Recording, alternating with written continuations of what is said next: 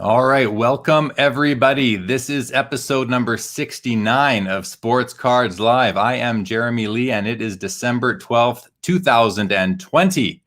Before we get into tonight's episode, I want to thank my guests from last Saturday, former NHL goaltender Joe Daly and Travis Daly. They run Joe Daly Sports Cards and Framing out of Winnipeg, and what an awesome episode. Joe has a ton of stories. He's old school hockey. It was pretty awesome. Go check that one out. I also want to thank my guests last night. We had a surprise special reaction episode to the PSA 10 O-Pee-Chee and Topps Wayne Gretzky rookie card sales record breakers. Had Bobby Burrell, who's a vintage hockey expert, the author of books, and we had also Karn Rai, who's a hockey expert and also from the Big Three Hockey. So we got into it. It was awesome. Thanks everybody who joined. We went longer than I thought we would, but we covered a lot of content, lots of topics. So check that one out as well. If you're new to this show, we've got about 82 episodes in the archives. Go check them out. You can see who the guests are right from the YouTube thumbnails, right from the video titles. Check them out. As I mentioned, the videos are long, but YouTube will always remember where you left off, so you can bite them off in chunks. This coming Saturday on the show, Scott Greenberg, CEO of StarStock, will be joining me. That will be exciting. We haven't had anyone on from StarStock before, so we're going to get into that and learn all about what StarStock is about. If you haven't yet subscribed to the channel, please do so. We just passed 1,650 subscribers. We're almost at 1,700 subscribers as of right now. So thanks to each and every one of you who has subscribed. If you have not, please go ahead and subscribe to the channel. Sports Cards Live on YouTube. Greatly appreciate that. I want to also let you know I put up a special introductory video on the main page of the channel, kind of explaining who I am, my history in the hobby, so you have a little bit of context about who this guy is that you watch, you listen to, that sits here talking head on the internet. So check that out if you want to. I also want to make sure that you guys are out there and you are following the Big Three Sports Cards on Instagram at the Big Three Hockey. These guys have the finest singles in the hobby, and it's a fun account to follow. I do it. I love it. Check them out on there. Tonight, at the end of the episode, we are going to do the Sports Cards Live 5 and the PC card of the day. And it's a nice card tonight. I got to tell you, it's a nice card tonight. And as always, your comments and your questions are in play, so do not be shy. Fire them off. Michael and I, we will be responding to just about everything that we can tonight. All right, let's get to tonight's guest. He is a lifelong collector. 10 years ago, as he was finishing college and was a minister, he was opening mail days on his YouTube channel, which led him to become a group breaker. Through integrity and transparency, he's built his business, the Clubhouse Group Breakers, into one of the most trusted and innovative in the business. He's a diehard fan of the St. Louis Cardinals, the St. Louis Blues. He attended the Stanley Cup Finals and was there for the final game when his Blues won the Cup in 2019. Born and bred in St. Louis, Missouri, currently hailing from Kansas City, Kansas. Let's bring him out. Mike Hodges, how are you doing tonight, my friend? Hey, good evening. Good evening, sir. Good to have you here with me tonight, Mike. You know, we met up at the Industry Summit, I believe, back in earlier November, and been looking forward to having you on ever since then. So here we are finally. It's great to have you, and I really enjoyed hanging out with you a couple nights ago. We kind of spent a bit of time getting to know each other, make sure that we had a good rapport for the episode tonight. I think we accomplished that, and after that, I got even more excited about having you on the show tonight. So it is a pleasure to have you here. Appreciate it. So let's get right into it with what I like to call the jump ball question, and something that's on a lot of people's mind. You're a group breaker. You have allocation from card companies, Panini, Leaf, some Upper Deck, I have to think. I want to know, what do you make of Panini's sales strategies right now, knowing that, you know, it's really tough to find product up in Canada, but you're not up here. But I just want to mention that as well. What do you think? What do you think about the sales strategies going on right now? Just transparent. I'm a fan of good business, and I think that, assuming you're talking mostly towards the direct to consumer, a lot of their stuff through their website, even their Dutch auction action, whether it's first off the line or not. Honestly, from the business side of me, goes, it's genius, right? Obviously, it makes it difficult sometimes for collectors, but for me, I love seeing a platform that allows the people who want to buy it the chance to be able to buy it, right? whether, because you can go look at Topps' their strategy right now, and usually things last for about like an eighth of a second on their website, and 90% of people are left going, I just sat there refreshing for 2 hours and I didn't get anything, right? And so I like that their model allows for, if you want it, you can get it. You might have to pay up a little bit for it. But at the same time, every time, we'll talk a little more later about setting records and all that kind of stuff, but every time something sells for more, that's not necessarily a bad thing. And so, I'm a fan in a way from a business side. Obviously, I would love to be able to buy, Prism basketball for $100 a box, but can't do that. I love how you threw an A in there and you're not even Canadian. That was great. That was great. So yeah, and the reason why I asked that question is because, I watch a lot of hobby content and talk to lots of people. And, there's a lot of people that are, kind of wondering why they're going direct to consumer at high prices. And, I'm like you in a way that I always think that, it's like, why would you produce something for $50 to sell it for $100 when the guy you're selling it to for $100 is going to turn around and flip it for $700 or $800? It's like it can't sit well with the seller if that's what happens on the secondary market. But I think that the pain point for a lot of people is that they can't just go into, when they do go into Walmart or a Target, it's like there's all these people lined up like mad trying to get the product so that they can go flip it on eBay. And, people are finding that they can't find enough product for the kids and that sort of thing. And, which brings me to the whole kids in the hobby, and are high-end products for kids, or should they be should kids, or would kids enjoy collecting cards or buying cards at a lower price point? And we didn't talk about this before, but where do you see kids in the hobby right now? Yeah, that it definitely is a time where we need to be looking at some of our policies that we have in place, whether it's how we distribute product or pricing policies or the ability to acquire product.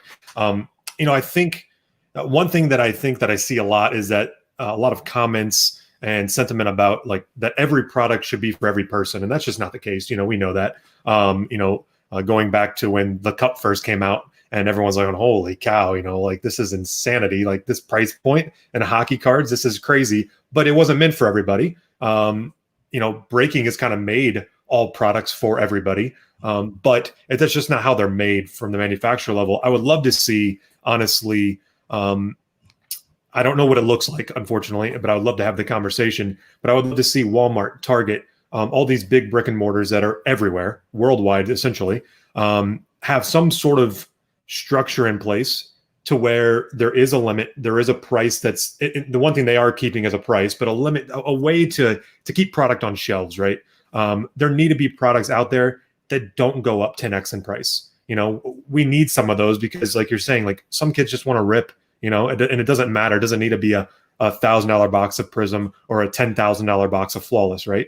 And so I do think it would be nice to find ways to continually have a product that's on the market that maybe isn't desirable from a hobby economic standpoint, but is desirable from a marketing to kids, getting them into the hobby, letting them know what it's all about, and then growing from there. So, it is something that in the last 12 months has evaporated quickly. And I do think it's something that's very important, and we probably need to spend a little more time on, quite frankly.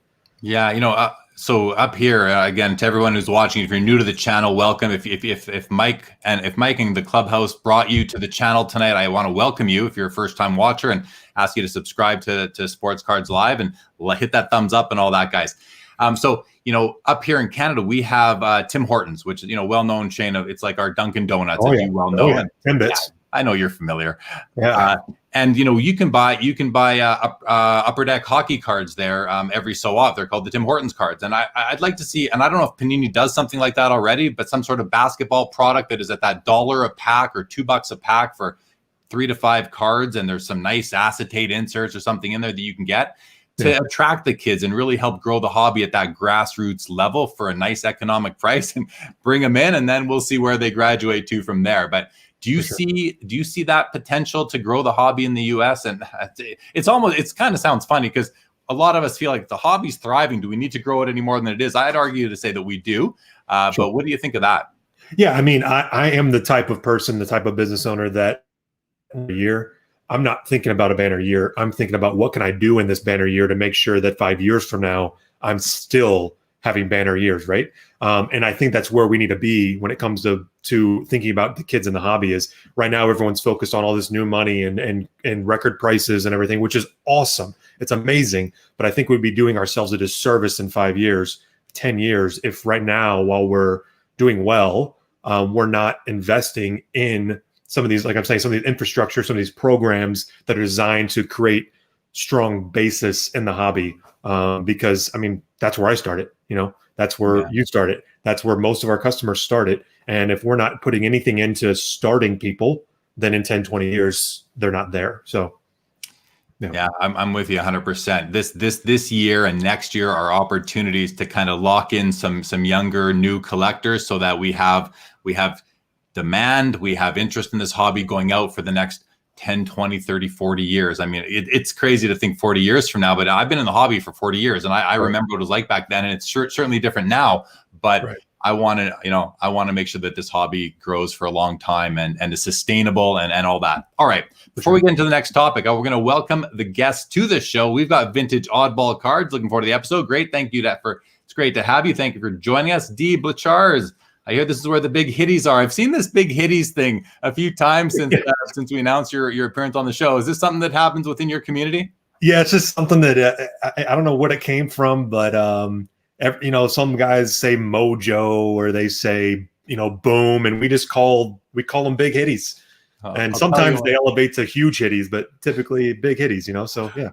I'll tell you what, I'm not, for me, I've never been a fan of the term mojo. It's just, I don't know. It's not for me. Reason. Some people don't like the word moist. I don't like the word mojo. Yeah, right. For whatever reason. So I like big hitties better. We got Anthony DiMaggio in the house. What up, clubbies? We got Danny Gordon's here. I'm here for the hitties. Right on. Matt H. Welcome to the show. Big hitties on a Saturday night. We got BG in the house. Welcome to the show, BG. He's been on the show 3 times already. We're having him back again in January, I think. Right, Brian? We'll talk about that later. Absolutes here. Mike, welcome to the show. Stas Pavlov, he's just here for Mike's hitties. EMC7's back. We had a big night in here last night, and lots of viewers, it was tons of great show last night. We got Stas back again. There he is. Paul White's here. Terry Fortune, good evening again. We got Dustin, the personal finance dad. Welcome, Dustin. Jeff Harriman. Clubhouse is in the house. That is right. Charles is here. Welcome, Charles. Roy G. Biv, aloha to you. Foul 5 balls back. Hey to you. Tiger Jordan. My hobby life is better because of Jeremy and Sports Cards. I really appreciate that, Tiger. Welcome to the show. Jeffrey's here. Is this going to be like Brandon Cooks out of 99 video? I doubt it. Jeff McMahon, welcome to the show. Matt H., good to see you. Glenn Scribner, hello to you. Sam is back. Sam, good to see you again, buddy. EMC says LaMelo Ball looked pretty good today. Well, there we go. I think that's good for the hobby, right? For sure. Alan Poppich says, there's my number 1 breaker. So we got a number 1 breaker in the house. Awesome. Paul Cashman's back. Good to see you. Legion's here. Hello. Brian Gray's a Clubhouse customer. No doubt. We got Cardboard Max from Buffalo, New York. Welcome to the show. We got Roddy Booth in the house.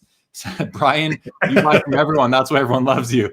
It's true, right? Brian walks the floor, buys cards from everybody's showcase. It's a good way to be. Charles says, being honest, coming from a kid, Charles is 14 years old. What's happening with retail packs is disgusting and very disappointing, making it so hard for new collectors. It's the evolution of the business. It's what's going on, but hopefully things can be kind of organized a little bit better shortly. Jeff said some adults just want to rip too. Yeah, no doubt about that. Roddy Booth likes the brewmate. Stas says, we'll keep making sure you keep having banner year, Mike. There you go. That's good to hear. Foul 5 ball says base only set would be cool. Yeah, that's the kind of thing, but even at the base level, you can still throw some inserts in, even some inserts. They don't have to be too terribly fancy, but or numbered or anything like that. But some inserts are always nice. Eric Perry, welcome to the show. Blake's here. Welcome, Blake. What's up, Clubhouse? Ryan O'Hara, back-to-back Sports Cards live night. Tell me about it, man. I hope I can talk to my family tomorrow. Alan Poppich, we are family in the Clubhouse. That's kind of that's the vibe I'm picking up, fellas. That's the vibe I'm picking up, and I got to say I love it. Oz Card Dad is back for another night. Welcome back. Jeff says, what's up, guys? Mike's also my favorite breaker. That's so cool to hear. Hoff Family Adventures is here. Pulled a big hit for me last night. Ducks Cards 07. Welcome, Hoff Family. But Charles, make sure to give us a follow on Instagram or I don't get to eat tonight. That's my social guy. So there you go. There you go. There you go. Make sure you follow the Clubhouse on Instagram. Ziggy Knows in the house. Ziggy, good evening to you. Slow Pitch Fanatic. Hello, Jeremy. Hello, Jeremy and Michael. Hello to you. And again, good evening to you, Ziggy. Okay, so can I clear one thing up real quick? I saw a comment in there. I'm in Kansas City, Missouri. It's like a hot topic over here. Like I'm on the Missouri side, so we just got a shout out to my KCMO people. Clear the air a little bit. That was my bad in the intro. I apologize for that. All right, so let's get into the next topic, Mike. You know, the group breaker space is a crowded space right now. How do you differentiate yourself in this crowded space? And I mean, you've been doing it for a long time now, so you're one of the innovators. Not only how do you differentiate yourself, but tell us about the evolution from the beginning to now.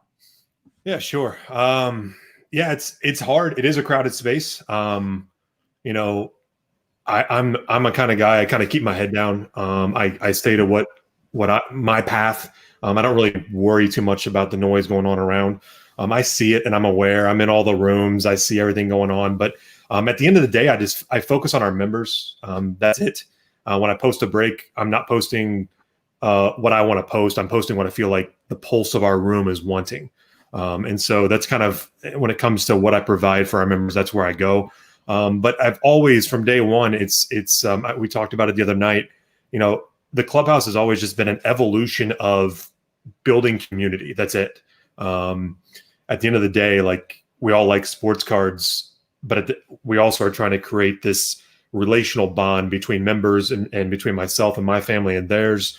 And that's what it's been about. And whether it's someone who spends $50, a week, $50 a year, or is spending $5,000 a week, we want every single person to feel like they're part of the family. And it's not about how much they spend. It's about them enjoying the hobby together and having these relationships that they're building at the same time. Because at the end of the day, the relationships are worth far more than any piece of cardboard or any break hit you can get, And so, yeah, that's kind of how it started, because we started on YouTube that, breaking wasn't a thing. I think there's 2 people still breaking now that were breaking when we started. And everyone else is just like, they're new, from back then. And so back then it started because people wanted it, and they asked for it, and it grew when people wanted it and asked for it. It wasn't ever a marketing play. It wasn't ever a let's blow this thing up. It was, hey man, we're here to break. If you guys want to break, let's break, And so we went from 1 night to 2 nights to 3 nights to 4 nights to 5 nights to 6 nights, and we're live 6 days a week. And it's amazing. I blessed for sure, but I think all of it is rooted in caring about people and building relationships and building that level of trust. So much of this is, we're dealing with online sports card sales, blind wrapped online sports card sales. So, there's so much trust and transparency that's needed. And quite frankly, that's one of the things that we bring and only time can bring.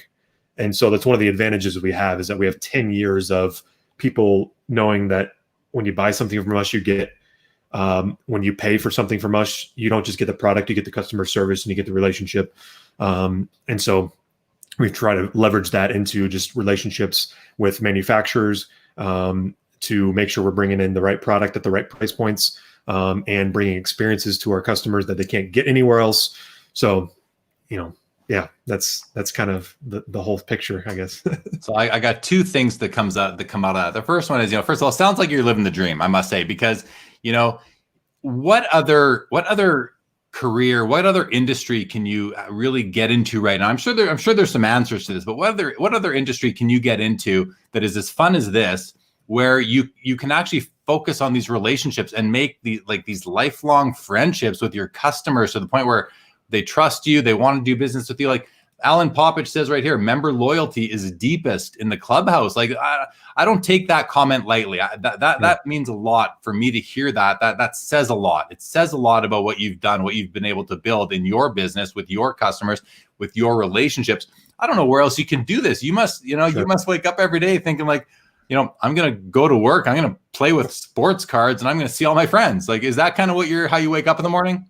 I wish. No, no. I mean, don't get me wrong. Like, I mean, blessed beyond belief, but I also don't want to paint this picture of like rosiness and it's all good. And because I mean, for every amazing member we have, there's someone who doesn't get a big hit or something, and they get frustrated, or there's a stressful day because an allocation number came in and it was way lower than you were needing to fill, you know, what you were hoping to schedule out. And so, I mean, there's stress, there's 80, 100-hour weeks. And that's not an exaggeration number, you know, that's a real number. So, you know, there's a lot of price, I guess, that comes with getting to live the dream. And I wouldn't trade it for anything.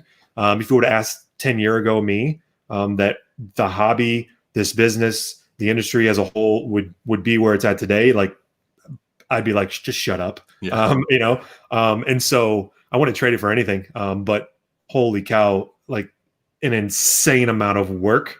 And not just from me, like from everybody within our community, you know, from our social media guy, Draz, shout out to Draz, who literally just helping out, you know, for years. Alan, like he's the one commenting, he's been around from almost day one, 10 years.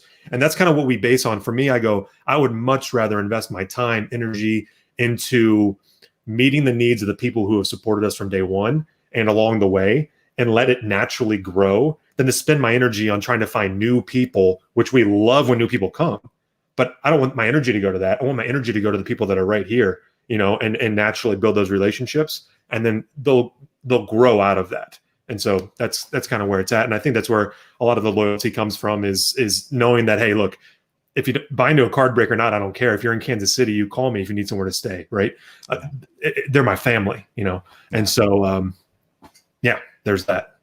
No, that's awesome, man. That's awesome. The other point I want, or the other sort of question I had for you is, why don't you tell us a little about how you actually got started in group breaking, that original box, if you will? Yeah, for sure. No, I got started over 10 years ago now. I was in college finishing up my degree. My wife and I both were in school. We were both getting degrees in religion. I was a youth minister at the time, and broke as a joke. And I loved the hobby. And so I was buying like cheap cards like on eBay, and I was opening packages on YouTube mail days and posting them up. And I would get members on YouTube at the time who would just comment saying, hey, you should do a box break. If you go buy a box, Artifacts Hockey was just really popular back then. It was new as a brand. And so they were like, if you get Artifacts, someone said, I'll take Calgary. I just remember that. It's the first group break spot, I guess. That's where I live. I'm in Calgary right now. Well, there you go. So it's the first group break spot ever, was someone going, hey, I'd take Calgary if you got a box. And so I was like, huh. So I went up to my hobby shop in St. Louis, and I bought a $90 box of Artifacts Hockey. And I made like $25 by doing a group break on it. And for me, $25 was huge. I mean, massive. That was like a week of food for me and my wife. And so, for real. And so I did it, and the rest is kind of history. You know, we started with hockey. I love hockey as a sport. I play hockey. I collect hockey. I watch hockey. I bleed hockey. And so it was just natural that I started with hockey. And so that's where it started. And then I'm a sports card junkie through and through. And so it just moved into all the sports because it doesn't matter to me. I love it all. So yeah, that's the roots. That's the roots. I hear you. I get that. So in the beginning of time, group breaks it was all done by randoms, right? They would put all the teams on one side, all your names on the other side, and randomize, and wherever you ended up, that was the team you got. Is it kind of true that you were one of the innovators that introduced the pick your team format to group breaking? Yeah, definitely into masses. Like, I mean, there were at the time, I'm trying to like CNC up in Canada was doing a bunch of stuff. There were a couple formats at the time that were, we'll call them new. People have done them before. In no way are we going to be like, we're first person to ever do it. I'm sure plenty of people did it, right? But at the time, everything was random team. Everything was random team pretty much. And so pick your team, and then thankfully we'll never do this method again. But there was also one called it was like random. It was random draft teams. So like it was like random teams, but you random the order, and whoever was number one picked their team first. And it would take an hour to pick teams after we got the brick full. And I mean, we squashed that one so fast. It was like, I mean, it was the people after the break would be so mad because they'd be like, I picked the Rangers and I should have picked the Oilers. I knew it after the fact. And so when they're left to choose, there's just so much negativity that came with it that we were like, all right, we're going to axe that one, but pick your team. It's got legs. And so that's kind of where it's split into about a 50-50 mix between the two. So I could see how that could contribute to some self-loathing, like, oh, sure. You pick the number one team because the Oilers have been, for many years, the Oilers were the number one team in hockey. Right. You go and pick you pick them, and then you pull a Shield or a property of or something out of the Rangers for the Cup, for example, and you're like, damn it, right? I could definitely see that. So, I like that you actually take the approach, or you make that decision to quash it and not allow your customers, your community to go through that and even have that sad feeling, if you will. And I know there's still heartbreaking group breaks no matter what, right? But for sure, it's almost nicer to blame the random than it is to blame yourself, for sure. 100%. Yeah. So then I think this one you maybe do feel that you had more to do with creating. That's the pick your price format that you have a system on your website that actually allows for these calculations, which I tried really hard to understand with you last night. I think by the end, or a couple nights ago, I did understand it. Why don't you explain it? I don't know. I had never heard of it, to be honest, before we chatted. So why don't you explain to the audience and to your regular customers who are out there? I apologize if this is for you guys, if this is just second nature to you, but to everyone else who's not a regular customer of the Clubhouse, let us understand what pick your price is when you're doing a group break. Sure. So, in the early years, whenever you price a product out, pick your team style, generally speaking, prices in the market weren't moving super fast. I would say today's market is 10 times faster moving than it was even 5 years ago in terms of prices of players.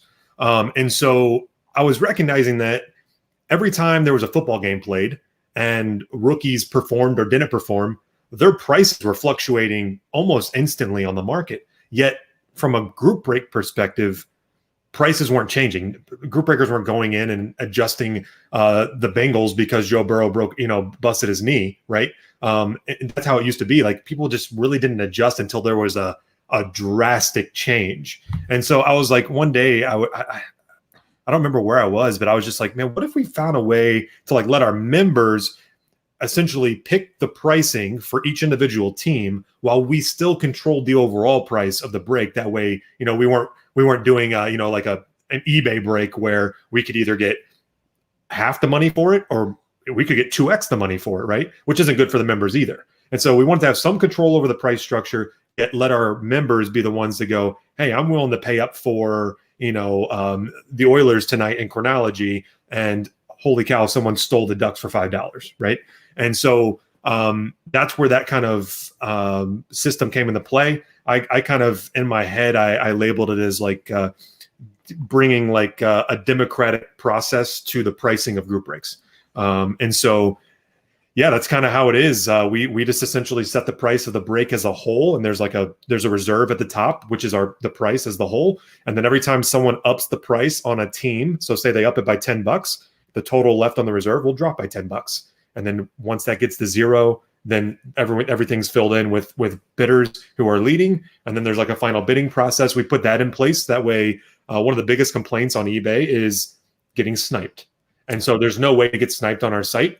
You can always respond to someone outbidding you by outbidding them. No pressure to, you don't have to, but it at least gives you the opportunity to. That way, that, hey, dang it, last second, Allen walked in and sniped 10 teams on me. It can't happen that way. So, damn Allen. Yeah, freaking Allen. No. So that's really what we did there. It's great because some break methods, cater towards your we'll call them your bigger spenders, and some break methods are catered towards people who want to break on a budget. And really, with pick your price, you have both at the same time. If for every team that goes for too much, there's a team that goes for too little, and so it really balances the scales from reaching people. So it's been tremendous. We do eBay breaks once a week.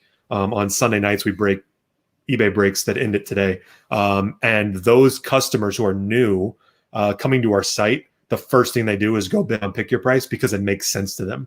It's like eBay, but without knowing that you're not going to get overly smoked with like double pricing or something crazy like that. So it's almost like a bit of a gamification to it, to picking the team, deciding the price, and I found the actual platform to be entertaining and fun when I was just poking around, checking it out. So it's fun too. Like, looking at it's fun when you're in it and you're like getting the outbid notification, you're getting the final bidding notification. It's just like it's engaging. And yeah, I don't know, just you're in charge. You know what I mean? Like no one's telling you what to pay. You're in charge of it. So, yeah. Well, I was going to say, like, kudos to you for being innovative and not just having a great idea, but executing on it and putting it into place and getting the technology behind it to work as well. That must have been a project for you and something you had to invest in to make sure that we're going to run slickly and cleanly and without glitches. Did you have to beta test that for a little bit? Yeah, for like 6 months. Okay. Yeah, it's pretty complex, and I didn't tell you this the other night because I didn't sign the deal until yesterday. But in 2021, we'll actually have an iOS and Android app coming out that will also support the pick your price function. Which, when that happens, that's a game changer because no more emails, no more having to rely on that stuff for notifications. Yeah. Now it's a buzz of your phone. So yeah, wow, coming. Congrats, man. That's awesome. That is awesome. All right. We're going to go back to a few comments, and then I want to talk about the one of the sort of benefits of being someone with allocation from Panini and having some relationships with them in terms of what access you've had. We're going to come back to that, a bit of a teaser. But first, Oz Cardad says Michael had to change his types of breaks. Example, not so many cases, more single boxes, single player breaks, due to the crazy rise in prices. Has that had any impact on how you're rolling things out? Yes and no. We still offer everything. We've always been, any night we try to make sure we're hitting every price point, and every week we're trying to hit every sport, every price point. So yeah, for sure. It's made us get more creative. But at the same time, there's a buyer for every level, and so we just do our best to get creative to make sure we're still, I focus mostly on making sure we're still having a segment that is catering to people who want to break on a budget. And that's the hardest part, but that's where my creativity comes in. And that's my job. And so, yeah, I pride myself in trying to get that done. Right on, man. Good on you. Good on you. Ben Donaldson says, great breaker with great Facebook groups. That's really nice. Chris Reekins, Hodges, the best in the biz. TJK25 says, Mike gets just as excited for a big hit as the person he hits it for, especially PC guys. That's what you want, right? That you want, because like you said, what did you say? You're a diehard collector, a degenerate card collector, something like that. Yeah. When the guy on the other side shares that with you, I think you celebrate together. And 100%. Yeah, and if you pull a PC card for somebody, I mean, it doesn't get any better than that, right? No, I legitimately get goosebumps. Like when I see a card coming that I know is for a guy who has his team, I'm like, it's better than a big hitty, it's great. So yeah, I love it. Awesome. Chris Regan says, if I get into too many breaks, I may be staying with you because you did offer your house. That's too funny. Matt H says, the OG of YouTube video, LOL. There it is, OG. Yeah, Matt. Ben Donaldson says, makes us feel like family. The family has accepted us. That's just really nice. Just really nice. We got a bunch of comments coming in here. Jeff says, Poppich is right. I got invited by a friend to the group, and from day one, it's been nothing but fun. Goes on to say, certainly you have days where you get a big hitty, other days you get shut out, and you've got but you got the camaraderie of the group to kind of misery loves company sort of thing, right? It'll be okay, guys. ACL Cardboard David Gamble says, started watching this show a few weeks ago and bought my first hockey card since 1991 this week. Nice. I love when someone tells me that I helped influence them get back into hockey. That's when I feel like I'm doing my job. I do collect all four sports to everyone out there. I'm hockey first, probably basketball second, and then a bit of baseball and football from there. Tristan says, best breaker in the country, hands down. Lofty praise. I love hearing it. Chris says, I always get outbid by Rudy. Outbid by Rudy. Staz says, it's okay. It took some of us a while to understand. Pick your price also, Jeremy. Okay, good. I wasn't alone. I basically had Mike explain it to me like 3 times. Okay. Hop says, pick your price is my new favorite way to get into breaks. There you go. Freaking Alan Day again. Okay. I love these inside jokes that I am on the outside from. I love it. Al says, I'm becoming famous, but still liked by many. That's good. What else we got here? Amish Dave Archer in the house. Good evening, Amish Dave. Great to see you here tonight. Chris Regan needs a 1-of-1 auto of Poppich. Eric's back. Good evening, Jeremy. Sorry I'm late. Oh, hey, man. Don't apologize to me for being late. We're all busy. Life is you can't plan your life around this show. That's for darn sure. But great to have you, Eric. Matt H says was going to ask when Alan was starting a signing. Alan's a popular guy. Jeff Herman says, Michael, you're gonna put some respect on Tua's name when the Finns beat the Chiefs tomorrow. Keep dreaming. Kennedy Moore says iOS and Android apps are game trade changer for sure. Next level, says Matt. Great show so far. Thank you, Austin Olson. Truly the best breaker in the country. Oh boy, his ego is going to be high for days. I don't know. Michael doesn't seem like a guy with that big of an ego to me. I hate this crap. Yeah. Hey, guys, they got to use tonight as an opportunity to just kind of have some fun with you. Ryan Smith says, I hit back-to-back 1-on-1s in a break, and I can still hear his commentary in my head. Great day. That's awesome. Mike says, what's this hockey you all speak about? Hit the thumbs up button and like this video. Don't forget to subscribe to the channel. Thank you, Absolute Authentics. I always appreciate that. Sorry, I'm going back and forth here. Love Break and Mike is the group is the elite of breaks. I mean, that's what you want to hear. That's what you want to hear. Oz Cardet says, I love that Michael's so passionate across sports. I've seen breakers who have openly admitted to not liking me or having limited knowledge of certain sports they break, it seems like they're proud of it. What's your response to something like that? As somebody who obviously cares about your members, your customers, when you hear about some of the people, other breakers in this crowded space that don't, and does that make you feel any certain way? Not really. Like I said, I truly don't worry about other people. To speak to like he's kind of saying, like, I don't know everything about every sport. I don't know everything about every card. But when I don't know about it, the first thing I want is someone in the room who does, and I want to absorb it. Right. I don't want to rely on them, but I want to absorb that information. I want to learn it. I want to get better at it every day. Right. And so, I'm not the best prospector in baseball, and I'll openly admit that. But I do understand the economics of prospecting in baseball. And so, that's one of the areas where I try to do research on and get better every day. It's unfortunate that there are breakers that they're sales first, I guess. That would be, I guess, the way I'd put it. It's just not how I am, but that's why I do what I do, Well, I'll tell you how it makes me feel, okay? Because when I hear all the comments like this, it makes me feel like if I'm going to group break, it makes me feel like you are it just makes me feel like you care and you're knowledgeable and you're also transparent about what you're not knowledgeable about. You're not trying to pull the wool over anybody's eyes. And that would make me feel more comfortable breaking with you. And I think that's evident by the comments that have been streaming through tonight from your members, your customers who are just saying that you're among the best out there. So I think it's awesome. I think there, one of the things I do is, I'm not afraid to, at the end of a case, literally say that case sucked. And I feel it, for our members. I know it's all, random. It's all just luck. Right.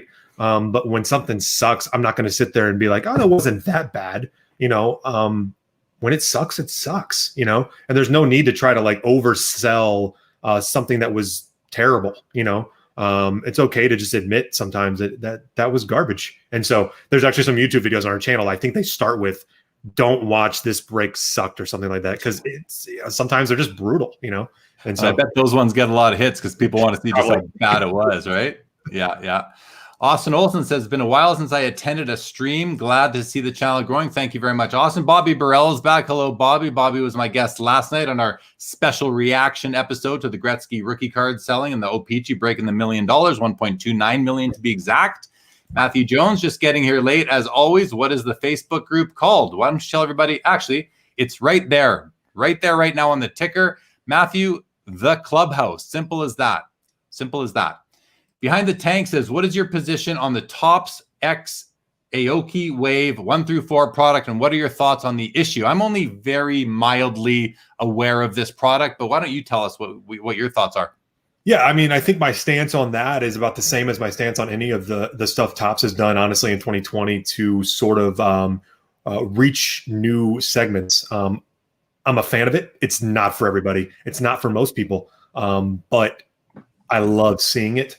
I think it's smart marketing. It's smart business for Topps. Yeah, everything from the Aoki set to the stuff they've done with Gary Vee to Topps Project 2020, which once again, there was, we might get into bubbles later, but there was a bubble within that segment in the middle of the year. And but I still love the project. I love what it did. I'm a big fan of what Topps has going in terms of just getting creative with the content they're offering. Like I said, not for everybody, nor was it meant to be for everybody. But I think it's a fantastic job by them getting creative. You're going to strike out sometimes. You will, especially when you get that kind of creative. But you can't fault them for trying. So yeah, I agree 100%. Give it a go. If it doesn't work, just don't give it another go. For sure. Try the next idea, right? Continue the brainstorm for sure.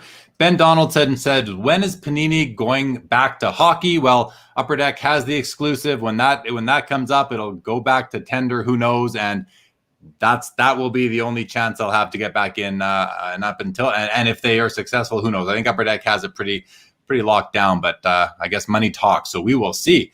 Paul says ACL cardboard. Jeremy has a lot to answer for. He's a corrupting influence. LOL. I'm glad to be a corrupting influence on bringing people to hockey for sure. Chris says Rudy is on the bridge now because we're not breaking. So we'll be done with Mike soon, guys. You can have him back. Give me another hour. Give me another hour and 15 with him or so. Says, for sure, Michael is transparent about the result of his case/box break. So, this raises a question that I have for you. I've seen a lot of group breakers, and they'll be doing a box of whatever. Let's call it Series 1 hockey, Upper Deck Series 1 hockey. And they'll pull out what is ultimately, from a value perspective, a $1 to $5 jersey card, but they'll celebrate it like it's a big pull. Oh, they yell it out. Do you do that? Oh, heck no. No, absolutely not. If someone's celebrating that, it's either it's ignorance or it's just a fakeness, and I don't, that's just not me. So no, I don't think anyone's going to label me as over enthusiastic about not awesome cards. So yeah, not awesome cards. I love it. Okay. So you have a good relationship with Panini. It's allowed you access to actually do group breaks with athletes, with professional athletes. So you have some insights into how these athletes view the hobby and their reactions to when they see their own cards.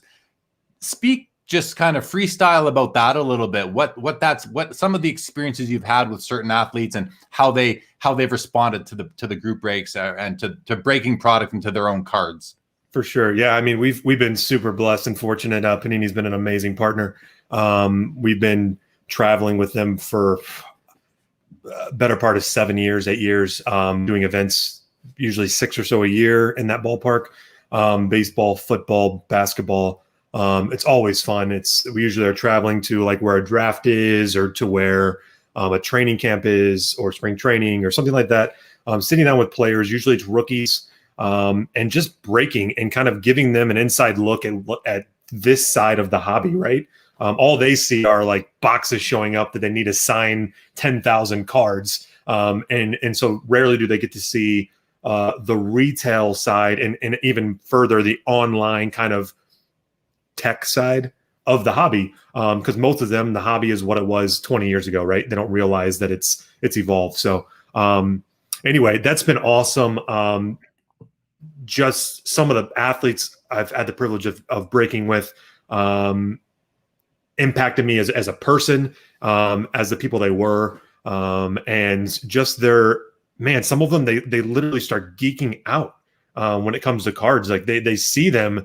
And I distinctly remember like Christian Hackenberg, he was a draft pick for the Jets. So we were breaking some NC football and he pulled an autograph card that was like Brady, Favre, Marino, all of them. It was like all the big quarterbacks. And the dude was like, wait, it was a redemption, unfortunately. He was like, wait, they're all going to sign this? And he was just mind blown. Wanted to keep it. I was like, obviously couldn't keep it. But I mean, just absolutely mind blown by the card and loved it. And then even this year, one of my favorite athletes of all time to sit down with and spend some time with was DK Metcalf. Awesome dude. Everyone in our community knows my feelings on DK, but thoroughly enjoyed the cards.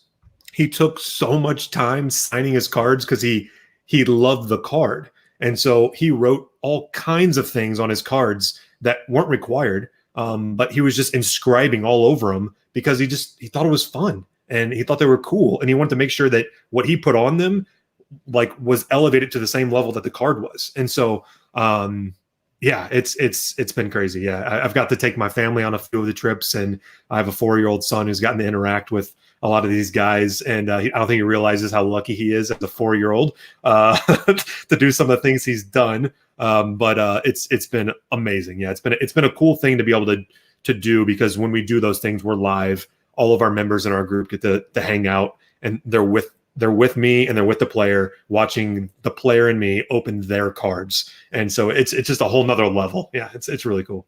That is really cool. And it's just nice to hear about a player who actually not only maybe cares about his autograph, but cares about adding some value to what he's signing for the ultimate customer who's going to end up with that card or opening that card. That's just nice to hear, because in today's world of autographs, where several of them are, the check mark or the scribble with very little care, probably not even respecting the condition of the cards a lot of time. And then who gets blamed for that? The card company and quality control. Well, these cards travel, but okay. That's some good stuff, Mike. Good stuff. Okay. I wanted to come over to, where did it go here? Okay, we got Sports in the house. Hi, guys. Hello to you, Got Sports Cards. Good to have you. Staz says, was pretty awesome to get that Rojo Texas Tesla personalized for Dylan a couple years ago, Mike. There you go. Jordan Reisher says, which 1 or 2 releases are you most looking forward to in 2021? We'll let you speak to this. Holy moly. How many 100 do I have to choose from? I'm pumped. Forgive me for the exact name is going to escape me, but the Metal Universe Hockey that just kind of got solicited, I'm jacked for that. It hit all the nostalgia strings for me. So I'm pumped for that as a new brand. A revived brand, let's call it. So pumped for that one. And then I really, man, there's not, other than that one, nothing sticks out. I love it. I love it all, whether it's Bowman Draft baseball and I'm opening thousands of cards and my hands hurt, or it's, Flawless or Eminence basketball and I have to just open a briefcase and there's 10 cards. I love them all. So it's hard to pick. That's all right. For me, it's Skybox Metal Universe. That's what it's going to be called. Yeah, and that's right up my alley. I can't wait for that product. Yeah. Alan's still here. Michael always shows card hits clearly for time to get our photos of the same while breaking. That's really good. So they can actually take a picture if they want to go advertise it somewhere, share it on social or put it for sale somewhere. They can go do that. That's really cool. Eric Perry says, it's nice to hear about a breaker who genuinely cares about their customers. People who do this naturally and not a forced act will develop a loyal base of followers. Keep up the great work. Seems like that's what's going on here with you guys. Rafer fan says, when Michael gets excited, it's a big pull. Look forward to seeing Big Hitties posts to see what I missed. There you go. And Legion says, I made a spreadsheet today out of curiosity. Topps produced 84 discrete sets for 2020. Any thoughts on how that will affect the hobby in the near future? Can the market support that volume over time? I'm going to let you, you've got your thoughts on this. You know how that, you got your pulse on the market, or your finger on the pulse of the market. What do you, how do you respond to this? Yeah, of all the companies, Topps is probably the most, well, I say of all the companies, sorry, that's not true either.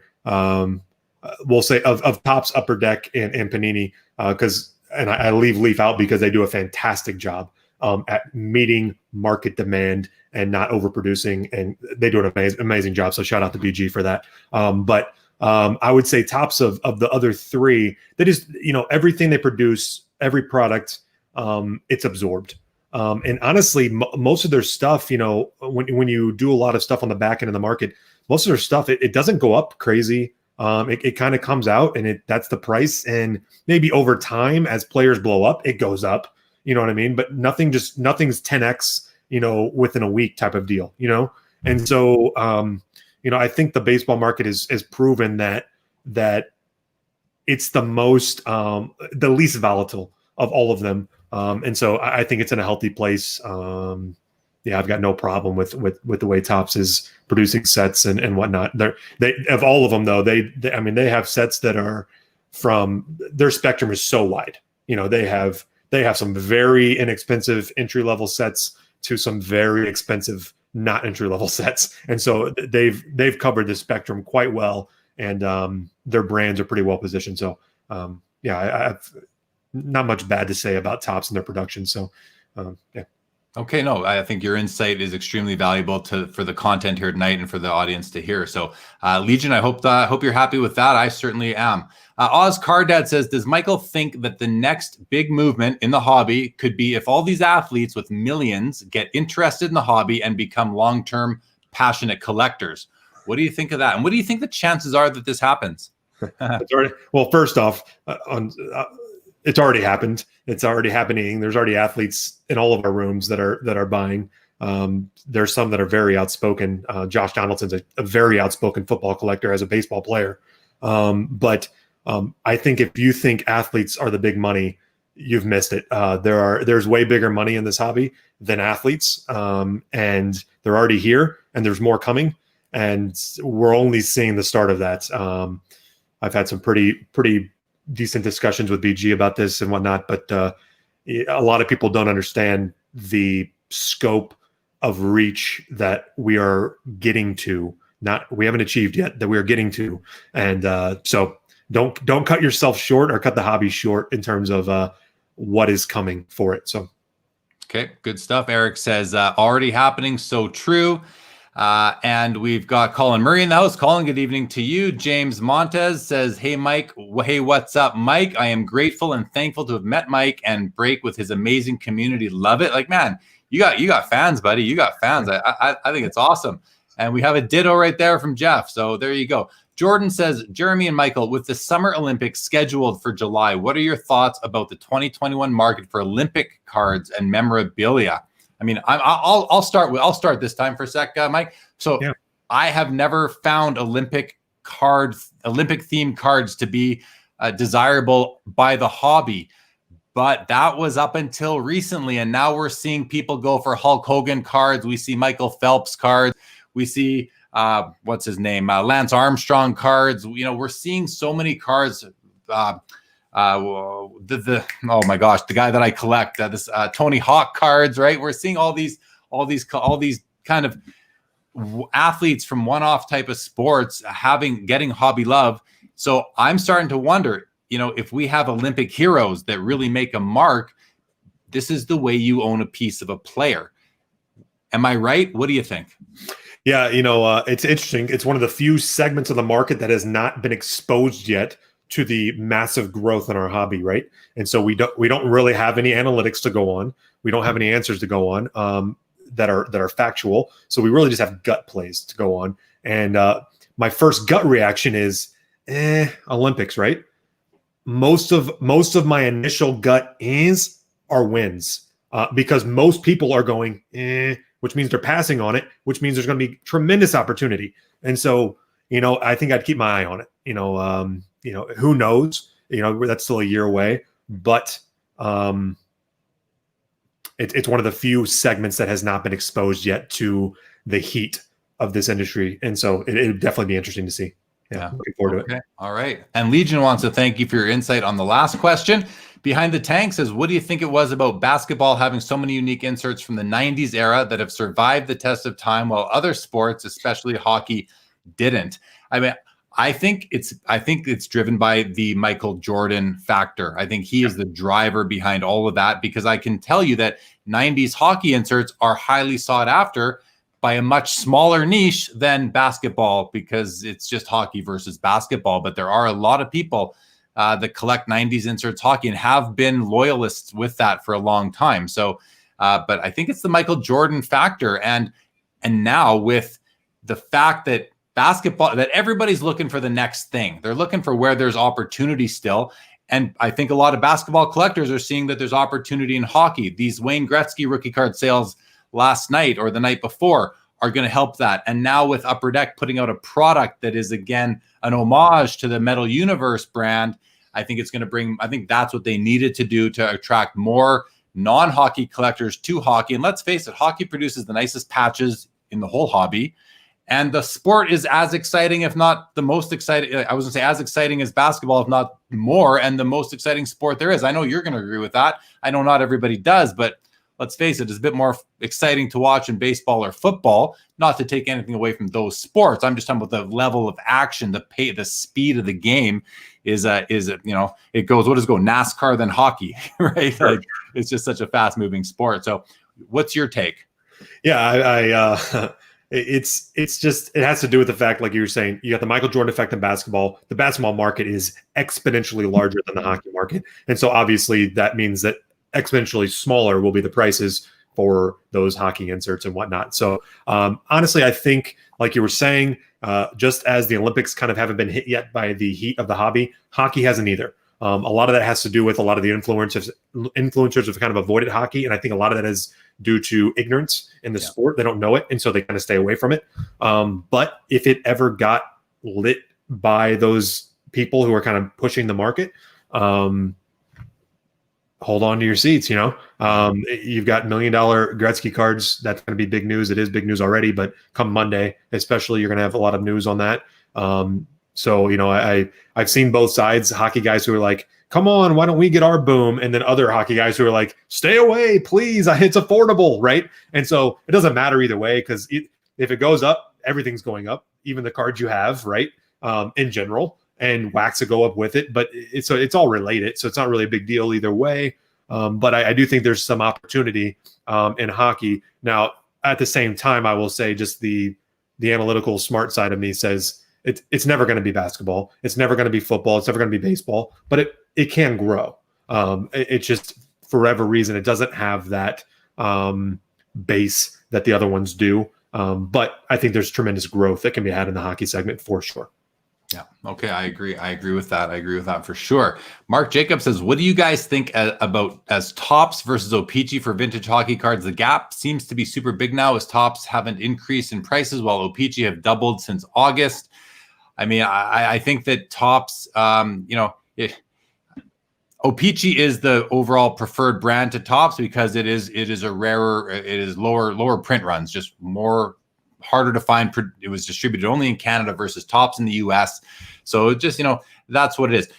And I think if you want to understand the pricing difference, a good place to look are the population reports on the PSA website and the Beckett website to see how off are these populations. And if you see something that doesn't make sense, and we actually went through it last night in terms of the Wayne Gretzky rookies, there's actually approximately the same amount of Topps cards that have been graded as O-Pee-Chees overall between the two companies. So tells me there might be some opportunity in certain Topps rookies.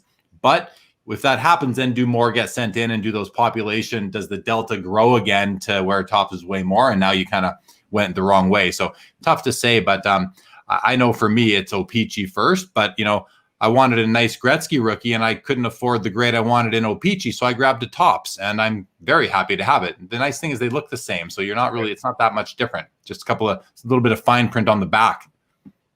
And I think that's only natural too.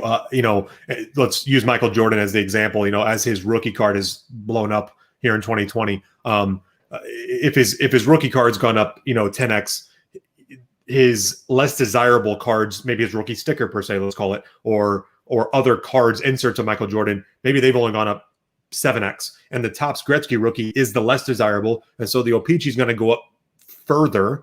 And so the gap will widen naturally because people who are investing in Gretzky, they're investing in O-Pee-Chee, right?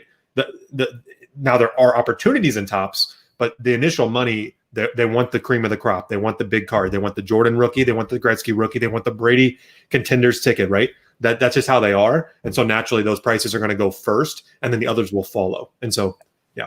I agree 100%. Jeff has a great question. How has the pandemic impacted the business and what do you think it will do as we hopefully get out of this COVID pandemic?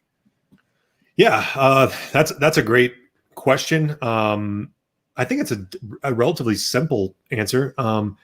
I think the pandemic, what it did for the business is it took people who forgot about collecting and it gave them time to kind of go back to their roots, quite frankly. We've seen so many like insane numbers of new users who are like collected 25 years ago and just now getting back in.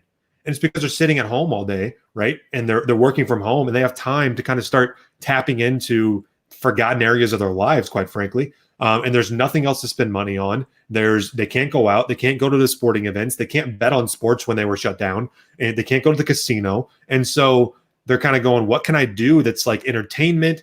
And then they go look at the sports card market and they go, holy cow, like this isn't just going and buying a pack anymore. This is like entertainment. This is investing. This is kind of everything, And so you're seeing a lot of that happening. And so, and I think coming out of the pandemic, I mean, I don't think a lot's going to change, because I think people that got back into it during this, they realize the fun that's in it, the long-term, even financial potential that's in it for them, and the community aspect, the people that they're getting to hang out with. I've gotten countless emails, messages from members who I don't personally know, just saying thank you for what you do, the relationships, the ability to talk to people while I'm stuck inside has been incredible. It's been life-giving, and that makes all of it worth it. And I think that's what makes it to where what happened in 2020 isn't a flash in the pan. It's legitimate growing roots in the hobby. So yeah, I agree, man. I mean, and similar for myself as a content creator and a lot of the other content creators, it's a way to socialize when we really can't go out to the pub or go to the card shows and see each other and socialize in person. This is kind of the next best thing, and it's a pretty darn good thing. And actually, if you think about it, the reach is much greater because it's virtual. So I'm with you on that. I think that's a great response to that. Thanks so much. And Jeff, awesome question. Thank you to you. Oscar Dad says, too many niche one-off sports in the Olympics and too many athletes we only see once every 4 years to have much of a hobby impact, in my opinion. Very, very fair comment. But James says, I like water polo. So I get it. Rich is here. Welcome to you. Says, just joining now, but I would love Olympic athletes to get more cards. And that's the thing. There's a market. We proved it right there. The market is not just Rich. It's probably more, but there is a market for it, as niche as it would be. Amish Dave says 90s hockey inserts aren't any good. I think because he loves them. So that's what, one of those, right? Goes on to say sneakerheads getting into basketball cards, collecting the main sneaker guys ever, has helped bump the NBA market as well, old and new. Yeah, I think that's a big part of it. I call that, when we talk about sneakerheads specifically, I call that like the Gary V effect, because that's kind of where he transitioned from, I believe.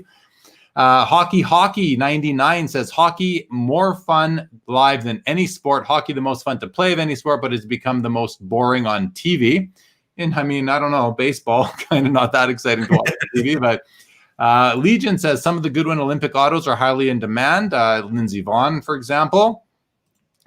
SDHSKER says Leaf does do some Olympic cards, correct? What are your thoughts on them? Quickly. Yeah, for sure. Bruce, appreciate the question. I can't help but know their real names when I see their usernames. I'm going to call him Bruce now too. There we go.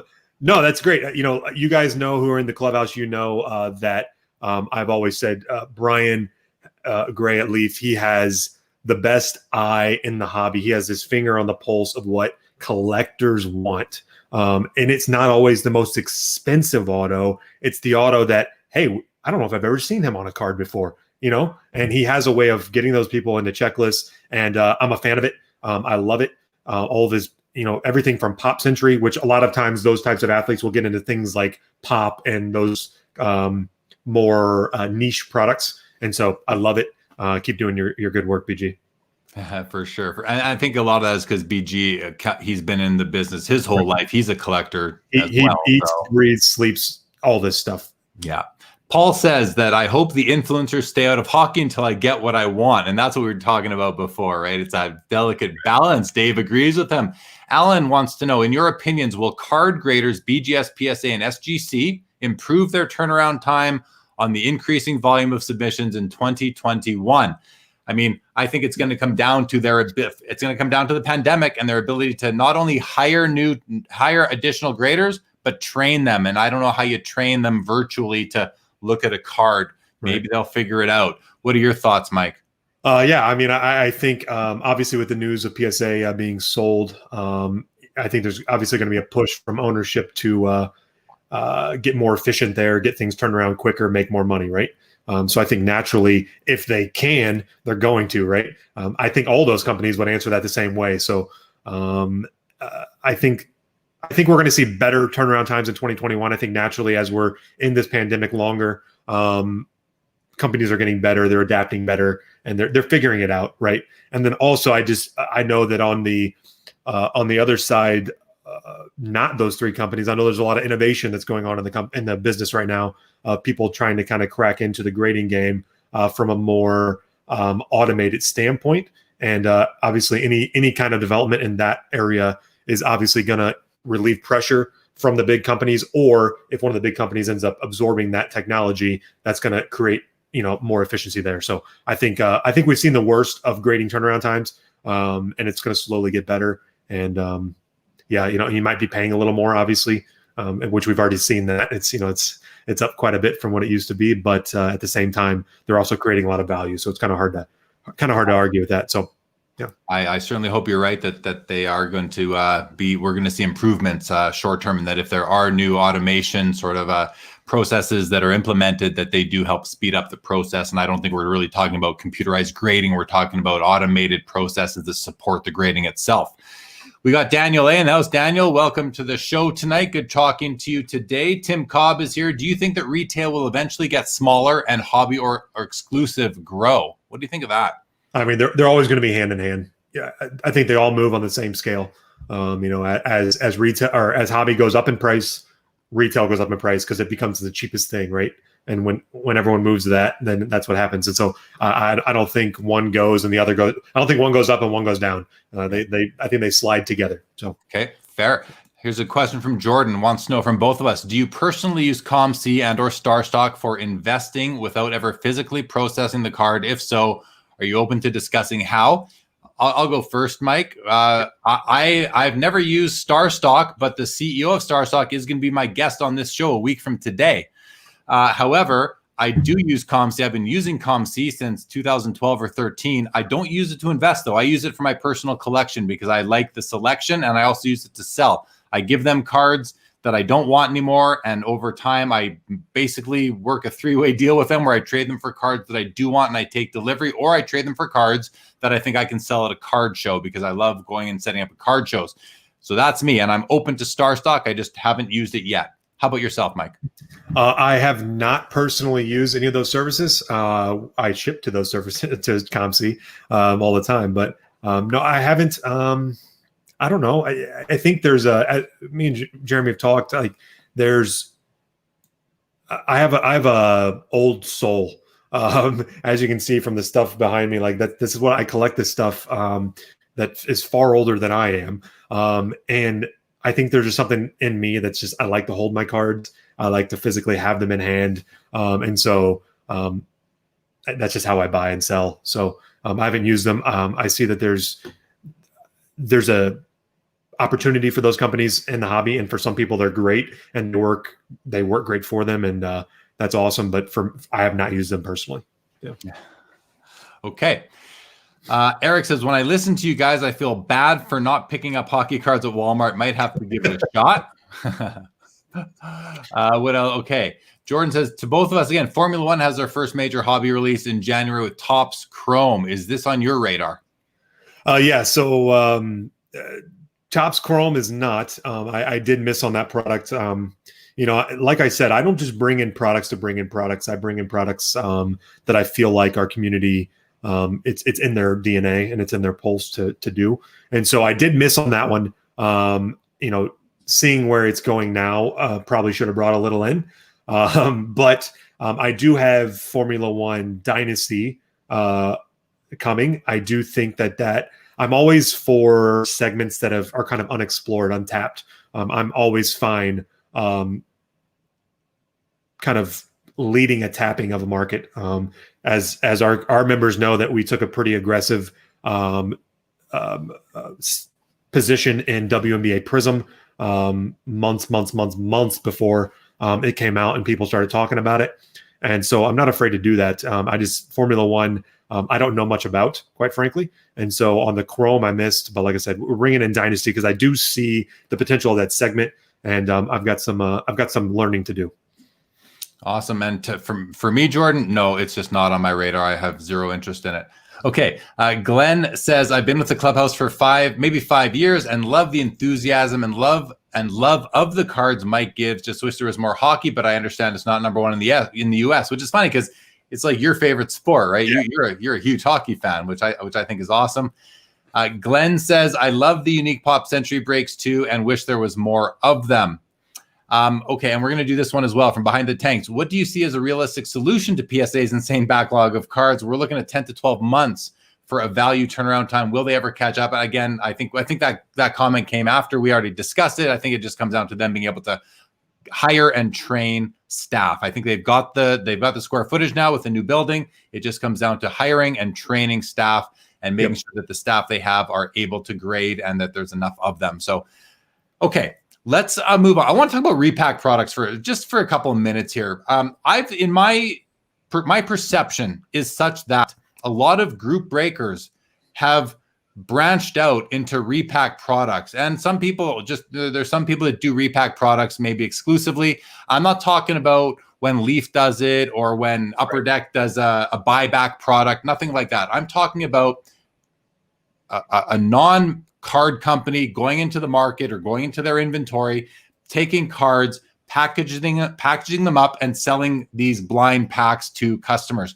Have you ever done this? And if not, would you? And if not, why don't you? And if you do, how's it going? Yeah. I've got a pretty, set stance on Repack products in terms of making them in-house for our members. And my stance on that is it doesn't even pass my initial transparency test. Sure, we could video everything and do all of that. But at the end of the day, there's too much liability and losing trust from a member that isn't worth it. And so I've never been a fan of any breaker or any Repack product that is made by the person who's selling it. I just think there's a level of transparency that just isn't there. And like I said, I get that there's some guys out there who they like video the whole process. Quite frankly, most of them don't. Most of them just go, trust me, they're going to be loaded. And there's just something about that screams like way too much liability. And I don't mean from a legal standpoint. I just mean from a trust, transparency, integrity standpoint. There's just way too much liability. So we don't do any buybacks ourselves. I do see I see the need for them. The average breaker doesn't have an allocation of anything. Anyone who started in the last year or two, maybe 3, like they're getting nothing for allocations. And so probably one of the more profitable ways of creating product with some margin is to do a Repack product. And I get that. In the Clubhouse, I didn't plan on like saying this or endorsing this. It's probably dumb for me to do it because it's already hard enough to get. But anyway, we primarily, other than like Leaf, their buyback stuff, we primarily only do buybacks from a company called Fantasy Sports Breaks. We've been doing business with them for I can't even years, and they have always produced a quality product. We've never questioned anything. The hits are great. The format of their products are great. Our members love them. And so that's one of the few buybacks that has maintained with us in terms of continually providing a quality, honest product to our customers. So other than that, I mean, we've tried a few over the years that quickly went to the wayside because they just anytime I open one and I feel like my customer just got shafted when it comes to a buyback, someone built that product. It isn't like Prism where it's a random who knows how good a player is. Like someone put that box together, and so there's a higher standard that needs to be met, and when it's not met, it's just that reflects on me, and I can't do that. So yeah. Hey man, I think it's a good position to take. If you don't feel good about it, then you're best to just stay away from it. I think that's gonna help you sleep at night for sure. This next comment's funny, and it had me reach for my phone and try to look for something. So Glenn says, I remember watching the finals, St. Louis Blues, and seeing Mike on TV and yelling, "Hey, I know that dude." I think that was some part of good luck cheering for the Blues. So now that he mentions, I saw you on TV as well. And I think I took a picture of my TV screen so that I could maybe one day run into you and tell you. So I'm not going to sit here and scroll scroll through. I've had 2 kids since then. I've had 1 kid since then. So I've got way too many pictures on my phone. But if I'm going to try and find that and show it to you later. But awesome. Yeah, that's awesome. That is awesome. Sam says, Jeremy's already the ambassador for the hockey card market. Every time he mentions a certain card or player on this channel, they end up always on the rise on eBay. Now, that is not my intention at all to pump a player up. But if it happens, it happens. What am I going to do? I'm not going to hide my passion for or my love for a certain player or a certain card. Rich says the most challenging part of the Olympic cards is the major expense to get the rights to use the logos, emblems, and all that. Yeah, for sure. Eric's all in for F1, loves the sport. Bon Halen says, Michael, I'm in the middle of a renovation and I'm intrigued by your setup. Can I see the other side? Hobby talk. Do you have any positive words for guys like me who have some specific collections? And don't have the big ticket items. I'm a little confused by this. I'm not. Bon Halen, take another shot at the question. We will definitely come back to you. Jordan says, Jeremy and Michael, how has your collecting approach strategy changed in 2020? Yeah, I don't know if the strategy has changed, but the amount of money going out has changed.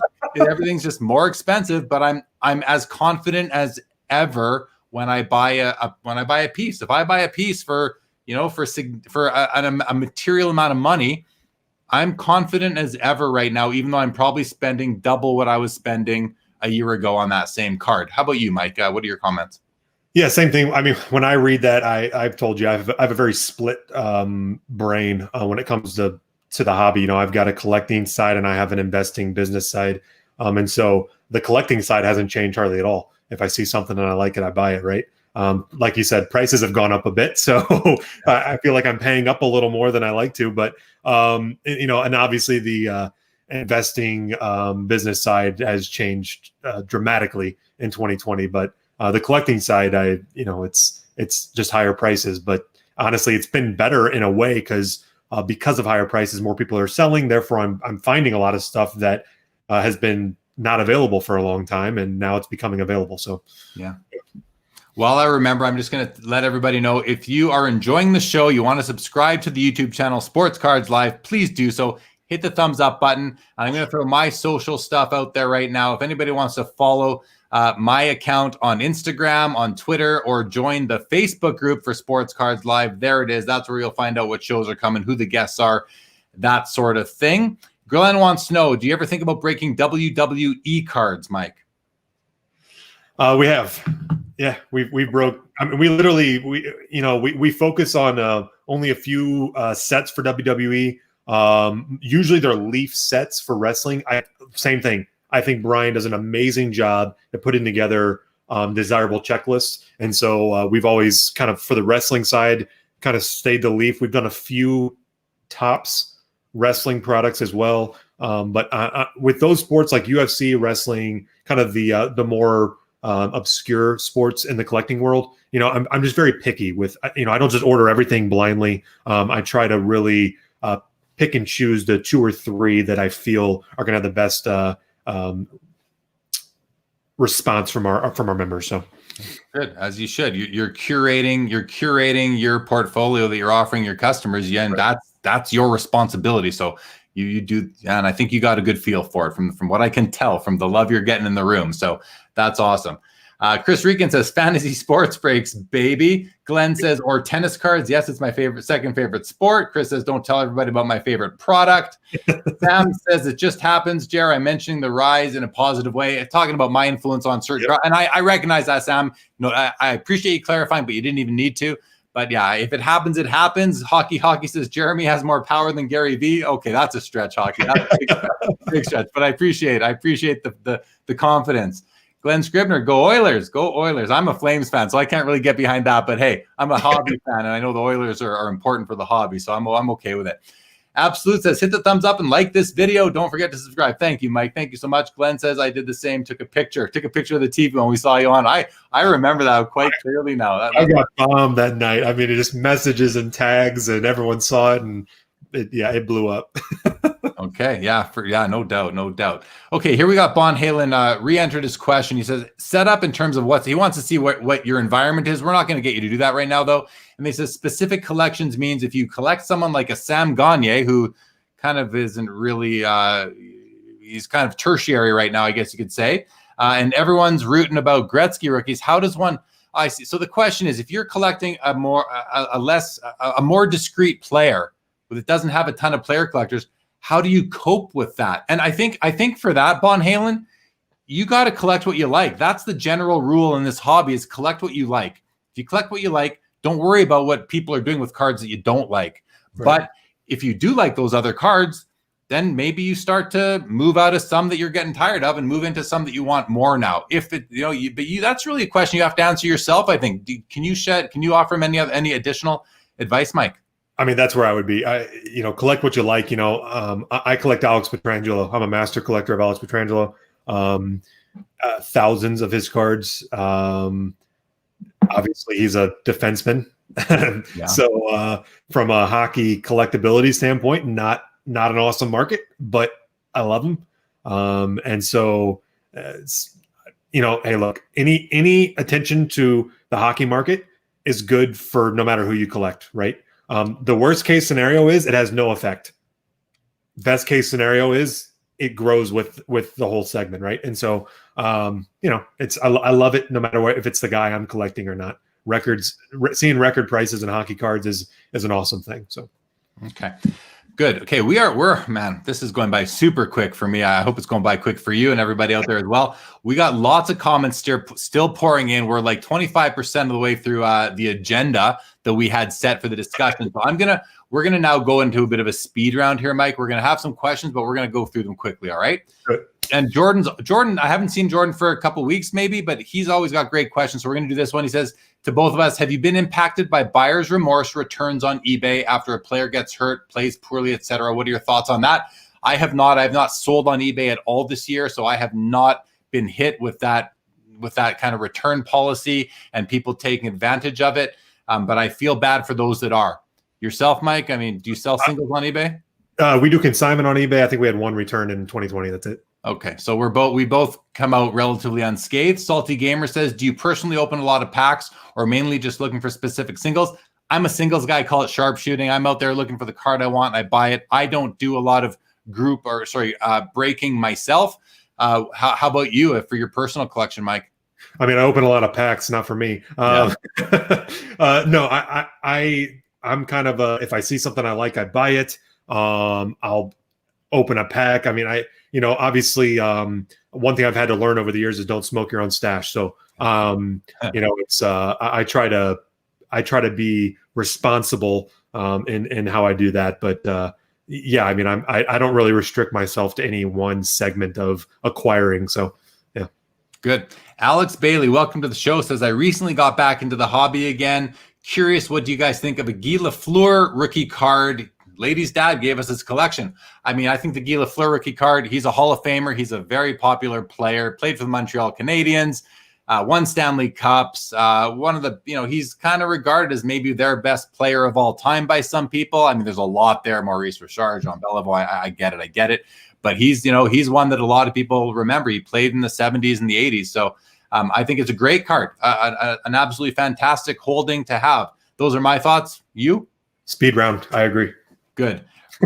Hockey, Roddy Piper, Chris Jericho, Kenny Omega, larger than life compared to any Winnipeg Jet, past or present. Fair enough.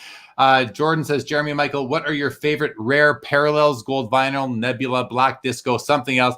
I love the Golden Treasures and O-Pee-Chee Platinum hockey, and I love those and the Golden Vinyl. They're the same. They have those same circles within them. How about you, Mike? I'm going to regret putting it out in the public, but I love Peacocks.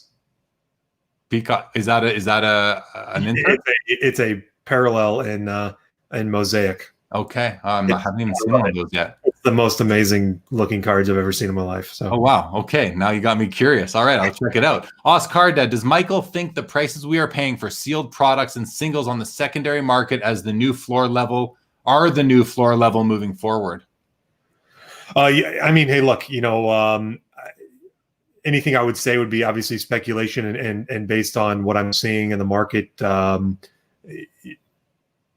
constantly being shocked. And so I do see a healthy market right now. And so I have no reason to think that where we are is not a new floor, not the ceiling. And so, that's what I would put it at. Obviously, any day things can change, right? But I see a healthy market right now, a very healthy market. And we saw a little bit of a pullback about a month and a half ago-ish, and that lasted about 2 weeks. And now we're at all-time highs again. So I think we're in a very, very healthy space. Awesome. Bob Jackson wants to mention Zygmunt Palffy rookies. The market is hot. That's just something that has to appear in every episode between a few of us different YouTube channels. Andrew P says, who do you think will be the breakout player from 2020 Bowman Draft Baseball? I have no comment. Who's first name that comes to mind? Yeah, I'm just going to piggyback on guys in our room, and obviously Torkelson's number one guy, but I'm seeing a lot of action, and they're going to kill me for saying this. I'm blanking on his name, but the top guy for the Rockies is who I'm seeing everyone going, hey, I think he's a good one. So anyway, I'm blanking on his name completely, but that's who I think I would put out there. Someone will tell us in the comments, I'm sure. And if you're having it, please do. Bruce loves my t-shirt. Thank you, Bruce. Much appreciated. Ryan O'Hara says, are you guys holding on to and not selling lots of investment cards right now? Seems like prices are moving up so quickly. It makes it hard to sell anything now. Yeah, that's my feeling too. I'm not a seller in general. I'm a collector who buys to hold. Even if I'm investing in a card, I'm investing in it, but I'm collecting it at the exact same time. And I don't want to sell it. So no, I am not selling my cards that have gone up in value. Are you, Mike? No, I've hardly sold anything in 2020. Jeff says, let's go Bruins. And I blame Mike for that cup loss. Hilarious. Bob Jackson. Oh, this is between Bob and Bon Halen. As someone that collects a relative nobody, try not to worry and compete with the proverbial Joneses. Yeah, good advice. Great advice. Sam gives a thumbs up. Thank you, Sam. Eric Perry. Awesome. Dizzy and Daffy Dean display case. Do you collect vintage baseball? Yeah. So Eric, that is Dizzy's one of my guys. Not really in cards, in memorabilia. And so this is actually, I've never seen another. I have this. I don't have the original piece. That's one of my, well, I think we're going to get to that later in our questions. So but yes, I have a pretty extensive vintage memorabilia collection that is a passion of mine. So yeah. Right on. Amish Dave says, just collect what you love. Josh Johnson didn't break any records, but I still keep hoarding his stuff. Yeah, good advice, ADA. Good advice. Hockey says, too many bad actors on YouTube teaching the masses to make money instead of collecting what they like. And I don't know if they're teaching them to make money, but they're that's a whole other discussion, I suppose. But send them my way. I'm not teaching anybody how to make money. We're just throwing around passion here. That's what we're doing. Sam says, thanks for the attention to hockey market, guys. Hey, that is our pleasure. Paul says, nothing wrong with collecting Sam Gagner. I met Sam Gagner. He was a very nice guy. Nothing wrong with collecting any player that you want to collect. Mike says, eBay announced some changes to returns and shipping benefits this week during the virtual. Should be interesting as we move through it in 2020. I agree. That new shipping rate for $20 and under cards being 75 cents track. That's really good stuff. Rich Klein's in the house. Welcome to the show. Rich says, good evening. Did the show today and now winding down by watching you two talk about some sport played on a frozen surface. You know it, Rich. You know it. Eric says, I smoked my own stash all year. Too funny. Alan says, Michael is partial to and loyal to his Super Bowl champion Chiefs and some guy named Mahomes. Next NFL dynasty. Rich says, wasn't someone named Bobby Hull a Winnipeg Jet? Yes, he was. Bobby Hull was a Winnipeg Jet. We have Courtney Goldstein in the house. Welcome to the show, Courtney. Should I match him against any of those wrestlers? Fair enough. Eric loves the Peacocks as well. The Genesis too. Thank you, Glenn. Appreciate the comment. Zach Veen. I don't know. Arenado. There you go. Zach Veen. There you go. We got Steve Menzie in the house. Steve Menzie is the owner of the Sport Card Expo in Toronto. Good evening, Steve. Says, hi, do you guys see more dealers getting into breaking as a way around allocation issues? Well, so don't they, they'd have to buy it on the secondary market or? Yeah, I mean, no. I mean, any dealer or store, anyone who's opening a store, any dealer, anyone trying to get into breaking, if you're doing it, if you don't have an allocation, you're going to be working really hard for very little money and a ton of risk. It doesn't make any sense. If you're not already in it, if you don't already have allocations, it just doesn't make sense. And I don't say there's thousands of people breaking. So there's no need for me to say, don't do it. There's tons of people doing it. But if someone came to me going, hey, here's the business model, here's the state of the industry I'm trying to enter, I would look at the financials and go, no way. You know, I wonder if he means LCS owners that have allocation that don't do group breaks. Maybe that may be something there, but then he's saying as a way of getting around that won't change. I don't understand really the question too well. Yeah.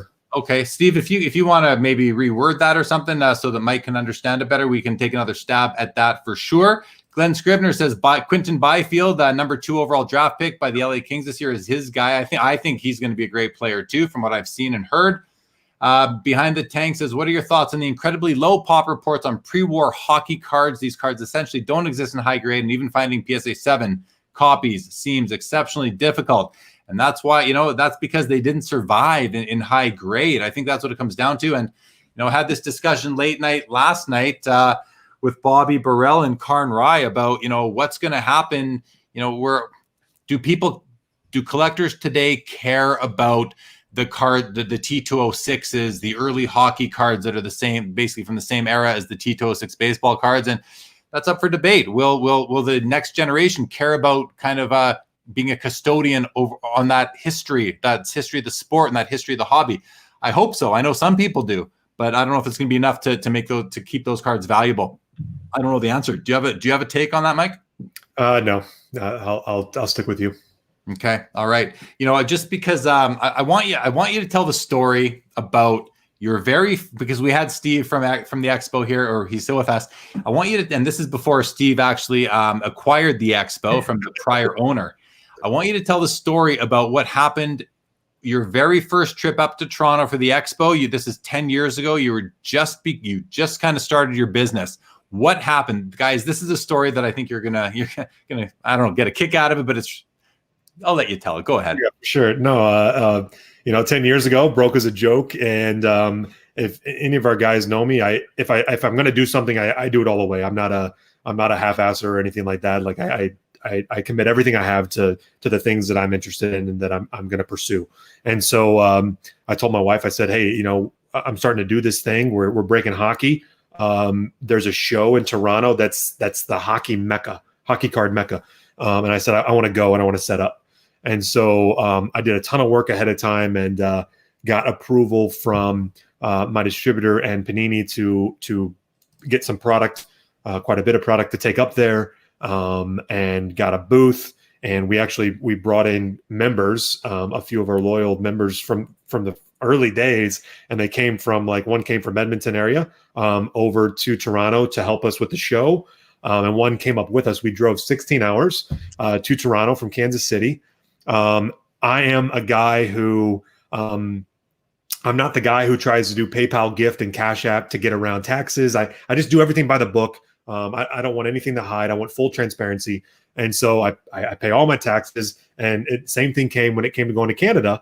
I was like, I want to make sure before I go that I have all the legalities of going to Canada to do business checked. And so, like a good boy, I set up with a broker at the border. I'm not familiar. I only did it once, so I'm never doing it again. So I'm not super familiar with how it all worked. But I went to the border, had a broker. I paid crazy duties on all the product I was bringing into the country. It didn't matter what I sold or didn't sell.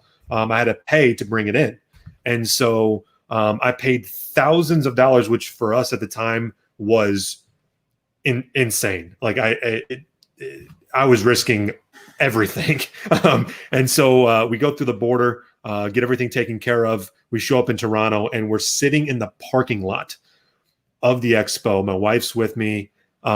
We've got the whole vehicle loaded with product essentially from Panini. And I get a phone call from my distributor and he's essentially like, hey, Mike, I'm sick to my stomach, but I just got off the phone.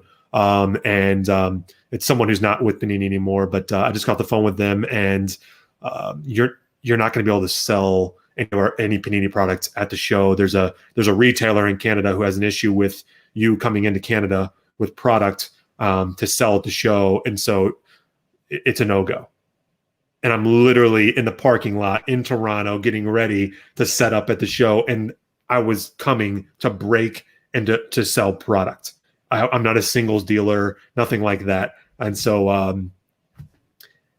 we went in, we set up, we had nothing to sell. So we took the time to just build relationships with people. That's where I met yourself for the first time.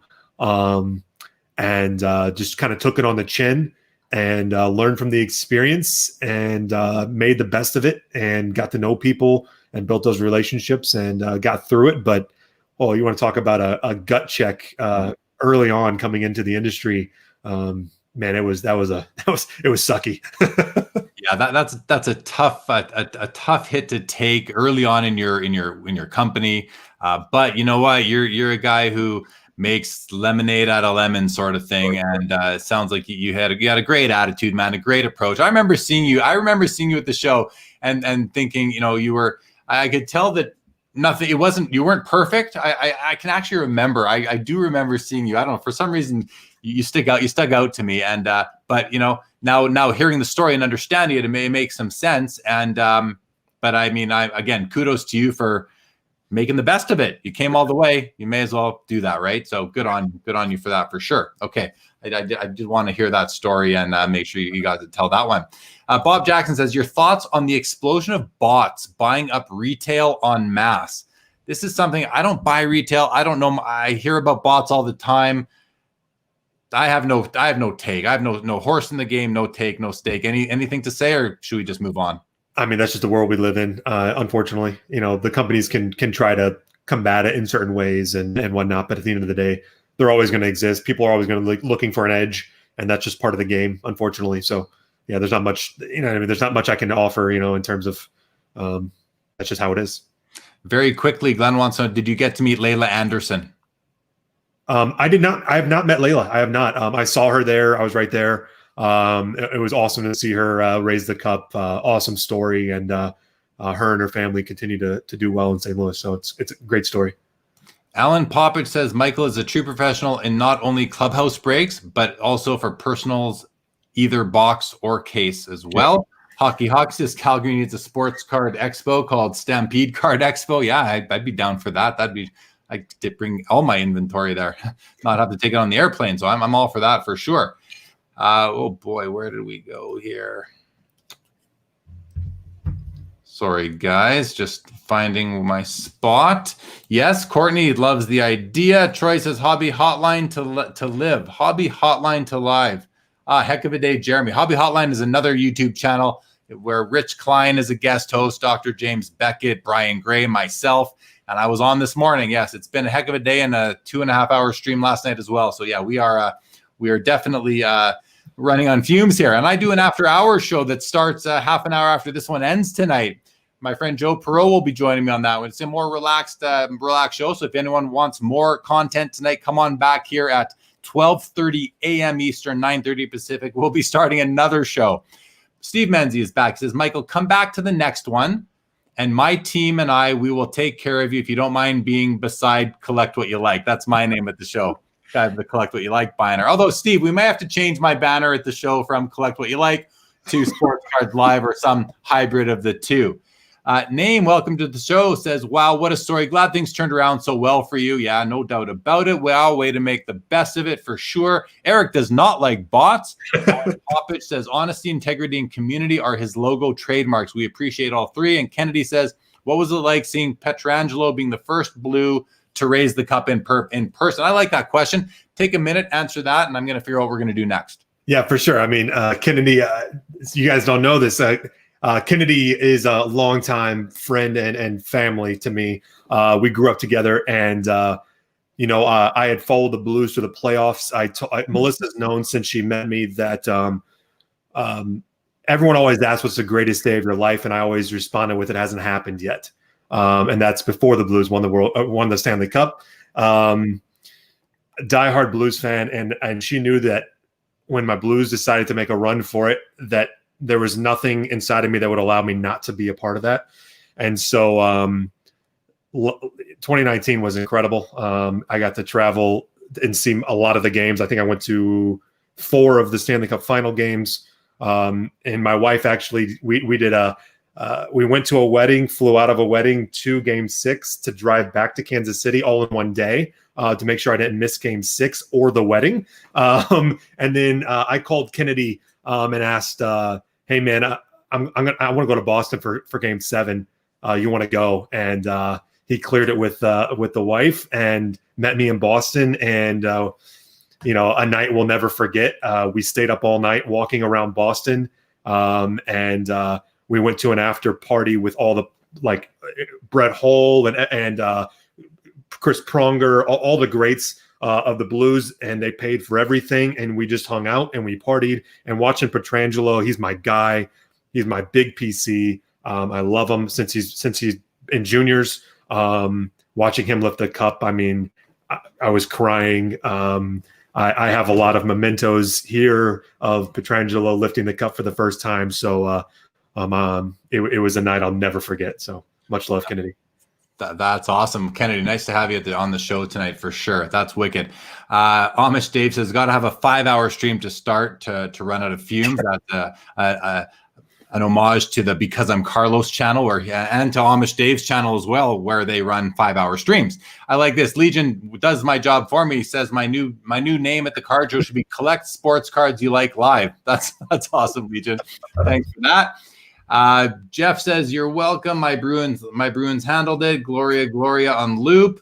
James says, hey, Mike, you know what I buy and what I like to buy. How do I really know what to keep and what to sell? I'll let you guys take that one offline. That could be a long answer. Behind the Tank says, with the explosion of sports cards in 2020, what are some predictions for the National that you think we'll see for the 2021 show? I think we're gonna see. You're not gonna get a hotel room.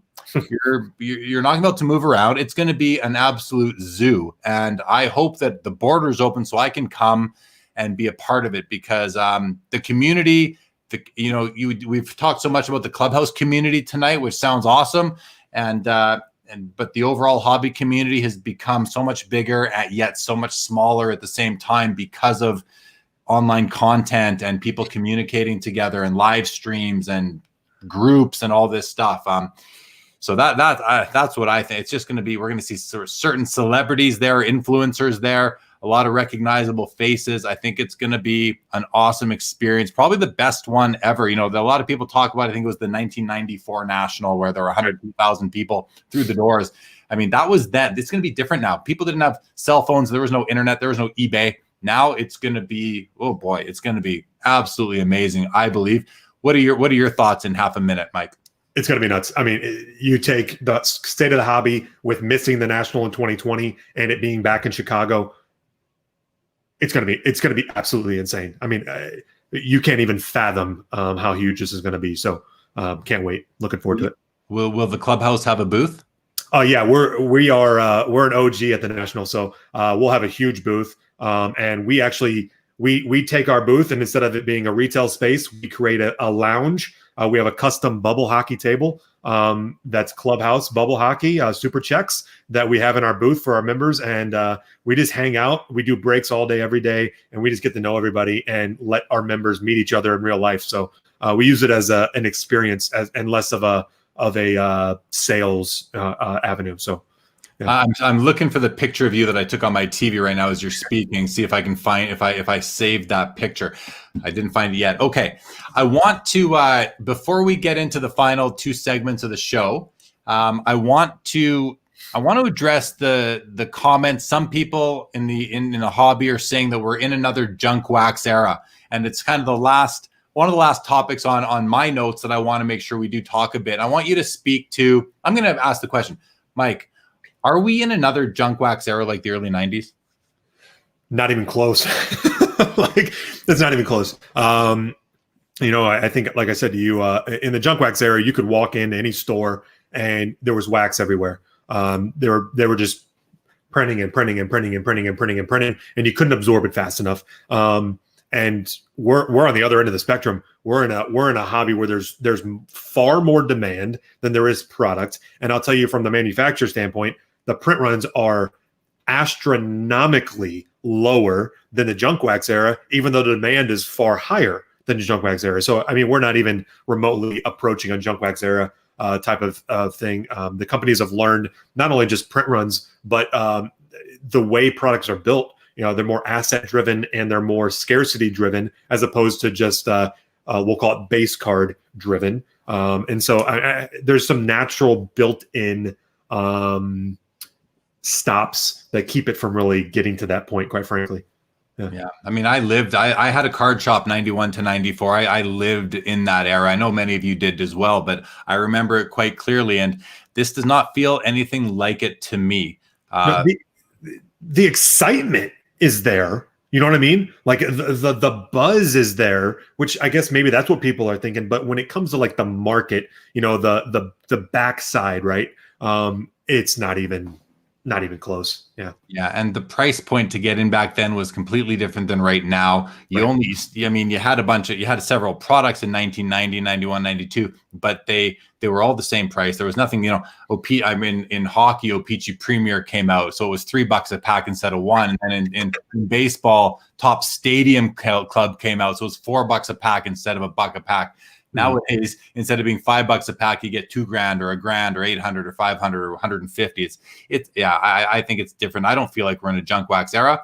I think some products maybe it's I can't even say that some products may be overproduced for that because everything's getting gobbled up. So right, they might be overproduced to sustain a 10x price point, but not to sustain an 8x price point. You know what I mean? So like it's all relative, you know. And so. No, not it. Yeah, well said for sure. Well said for sure. Okay, we're gonna run through the. I'm gonna ask you guys to slow down the comments if you don't mind for a second. And I don't ever do that. The engagement last night, it's been amazing, everybody. So I want to thank everybody who's come out and watched the show. And again, if you're here watching because Mike is on tonight, I do want to welcome you to the channel. Welcome you to the show. This is the vibe of all the episodes. I go live every Saturday night at 10 o'clock Eastern with a guest, and we get into these discussions. I do some Wednesdays as well, and it's a lot of fun. And then on Saturdays, we have the After Hour show, which comes on half an hour after this one is over because I need a little bit of a break, but we do come back for more action. Okay, we're going to run through some comments here. Jeff says, all joking aside, I'm not mad. I wanted the Bruins to win, but seeing the Blues win was almost like my Red Sox beating the Cards. Glenn says, I met Glenn Anderson, former Oiler Blue, at the airport after my trip to New York City and knew it was fate. The Blues were going to win. Hockey, collect what you like is a good slogan for the Sports Cards Live brand. Cool, man. Thank you so much. I think it just might be. Eric says he hopes he can make it to the National. Name says, I would love to go to a big show. I've never been to the Sports Card Expo before and hoping I can go one day. I had a dream last night. I was there, so it has to happen. There you go, Name. We definitely need to see you there. Terry needs to go as well. Yes, you do, Terry, Mr. 75 Gretzky rookie man. Hockey says, Jeremy and other YouTubers are too big of a celebrity to attend card events. They will never get any peace. Oh, I don't know about that, man. I think it's a crowded space, just like group breaking. There's a lot of people out there. So I don't know about that, but thanks for the vote of confidence nonetheless. What about the number of product lines, product runs times 22 releases? That number gets up there. Yeah, but it's, you know what, that there's not everybody can buy everything. So it's being split among a whole bunch of different price entrants, if you will. Hockey says, I don't think the demand is as high as people think. It's one person cleaning out the retail shelves and making the demand. Okay, that's an opinion. Rich Klein says, I think the comparisons to junk wax is because with all the breakers, there's a ton of singles out there. I mean, if that's the way I get my cards is by, so I'm thankful for breakers because without breakers, I wouldn't be able to buy the singles I want on the secondary market. So I'm all over the, I'm very supportive of the breakers. Mike says, hit the thumbs up button, like this video. Don't forget to subscribe. Thank you, Mike. I always appreciate it. Rich Klein says, and that's where the overproduced era issue comes in. And with that, good night. Good night to you, Rich. Clubhouse is flooding the comments. I love, yeah, that's and Bob says there are some similarities of people hoarding wax like the early 90s. Who knows what portion of wax is now being stashed away? Well, that's a good point. Good point. Dave says, I need to go to an expo and be overwhelmed by 90s hockey inserts. Let's hope that next year is a go. Yes, let's hope that next year is a go for sure. Okay. Mike, we are now going to get into the Sports Cards Live 5. So are you ready for this? Let's do it. All right. So we're going to go through the five questions. This isn't necessarily speed round, but there are 5 questions that I like to ask most of my guests. Question number 1, Mike, is what is your favorite card in your personal collection? All right. As I said, this is a tough one for me. So I've got a couple cards. So the first one, IPC, Alex Pietrangelo. I couldn't really pick one, so I just picked one that stuck out real quick. And that's I love National Treasures and one of his few autograph shields. So yeah. And he doesn't actually sign that autograph anymore, so full auto and everything. So love that one from NT. And then this one actually was pulled in a break, and I immediately messaged my member and said, I'm just in love with the card. I don't really have a connection to the player, but the card just it hit for me. So anyway, we pulled this in a break, and it's one of the painted booklets from Upper Deck the Cup. It's the Art of the Game signatures, Bobby Orr. So the whole card is hand painted. Really loved it. So bought that from a customer, and I just I appreciate that card. And it's one of those forever PC type cards. Unless I say forever PC, any of my cards are always available for someone if it's their PC. I'm cool sharing with PCs. But anyway, that's just one of those that, like I said, it spoke to me. And then as someone mentioned earlier, that's one of my Grail pieces right there on the wall. The Beach Nut. It's one of the biggest advertising pieces in baseball, and Dizzy Dean's one of my guys. So anyway, that's I love the vibe of it, and it's a very rare piece, and so I love it. So it is really, really cool piece hanging there. Okay, question number 2: what is your highest priority want card that is something you will one day own? Yeah, that's another hard one for me, because I'm like I said, I'm the guy who buys. I buy what I like when I see it, but I'd probably have to say. Either the original of that ad behind me, if I can go off cards, there's a die cut version of that on cardstock, which would be that would be a dream piece for me, or the Dizzy Dean Gaudy rookie, that would be maybe a PSA 9. I think 10 might be a pipe dream, but a 9 of that would be incredible. So that would be it. Okay, third question is, where is your favorite place to buy cards that is not the Clubhouse? I really don't limit myself. So anywhere, where the price is right, anytime I'm traveling, I try to stop into the LCS in town and spend some money there. I just love cards. So, I mean, anywhere where they're for sale, that's my favorite place to buy. You know what I mean? Answer the question, man.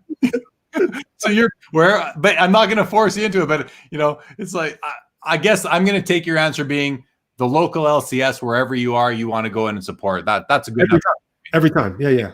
Every time. You prefer that to eBay. You prefer that to the National. You prefer it to a ComC, Star Stock, that kind of thing. I prefer personal connection, and so that is so much a part of collecting for me, the relationship, which is why, we're going to take off doing some different stuff here with us, because I really want to build those relationships, and I look for that when I'm buying too. And so I want to go into a shop. I want to meet the owner. I want to just get to know him a little bit, and know that my money is being invested or spent, and know the person that it's going to. I don't know. There's something about it that's valuable to me. So awesome. Okay. Number 4, if you could change one thing about the hobby, what would it be? Probably, just the negativity that kind of has been brought by this boom. There's a lot of different minded people in the hobby. There's collectors over here. Oh, got to get in the frame. There's collectors over here. There's investors over here, and that's not a one or the other. It's a scale. It's a sliding scale. And the people that are on the polls typically are pretty negative about the people on the other pole. And I think there's space for all of it. I'm all of it myself, And so one of the things, and it's just kind of naturally been something that I end all of our break nights with some sort of message. It just comes out when I say it, but I know part of it is stay positive. There's a lot of negativity in our world, not just in the hobby, but in the world around us. And I think that we control our positivity, and that's something that we can handle, we can control, and we can affect. And so if we choose to stay positive, we can do that. And so that's a message I try to spread with our guys. And that goes in the hobby and outside the hobby. So positivity, getting rid of negativity. Awesome. And you're not the first person who's answered the question with that answer. So I'm certainly aligned with that myself. 5th and last question. What is your biggest hobby purchase or sale regret?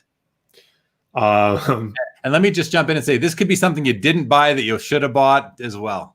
No, the one I always trip up on is, back in 2017, I got the break with Pat Mahomes a couple times. Back then he was kind of a nobody. I say nobody, but no one was talking about him. No one was paying big money for his cards yet. And I was telling our guys, buy Pat Mahomes. He's a stud. He's amazing.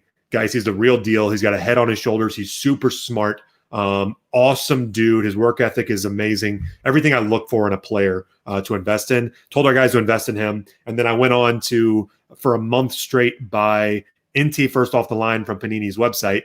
and break it and sell it all at like retail at the time. And I didn't keep any of it. I opened all of it for our members, sold it to our members, and we went through case after case after case after case. And now I look back and I go, man, if I were to just put a couple cases to the side, but we're rippers, and so that's what we do. And so we ripped it all, and it was fun at the time. And a lot of our guys made a lot of money on Pat Mahomes, and I'm happy for that. So yeah, for sure. All right, awesome. Well, thank you for taking part in the Sports Cards Live 5. Okay, we're now going to move on to the next segment at the end of the show, which is called the PC Card of the Day. This is where I show a card from my personal collection that ties in somehow to my guest. You don't know what card this is going to be, but I did probe you a couple nights ago to. That's a weird way of putting it. Oh man! I did ask you. I'm out. I did ask you a couple nights ago who some of your favorite teams and players were, so I'm familiar with that, and I know that I believe your all-time favorite baseball player, not someone you've seen, but someone that you respect because of his community involvement, is Stan Musial.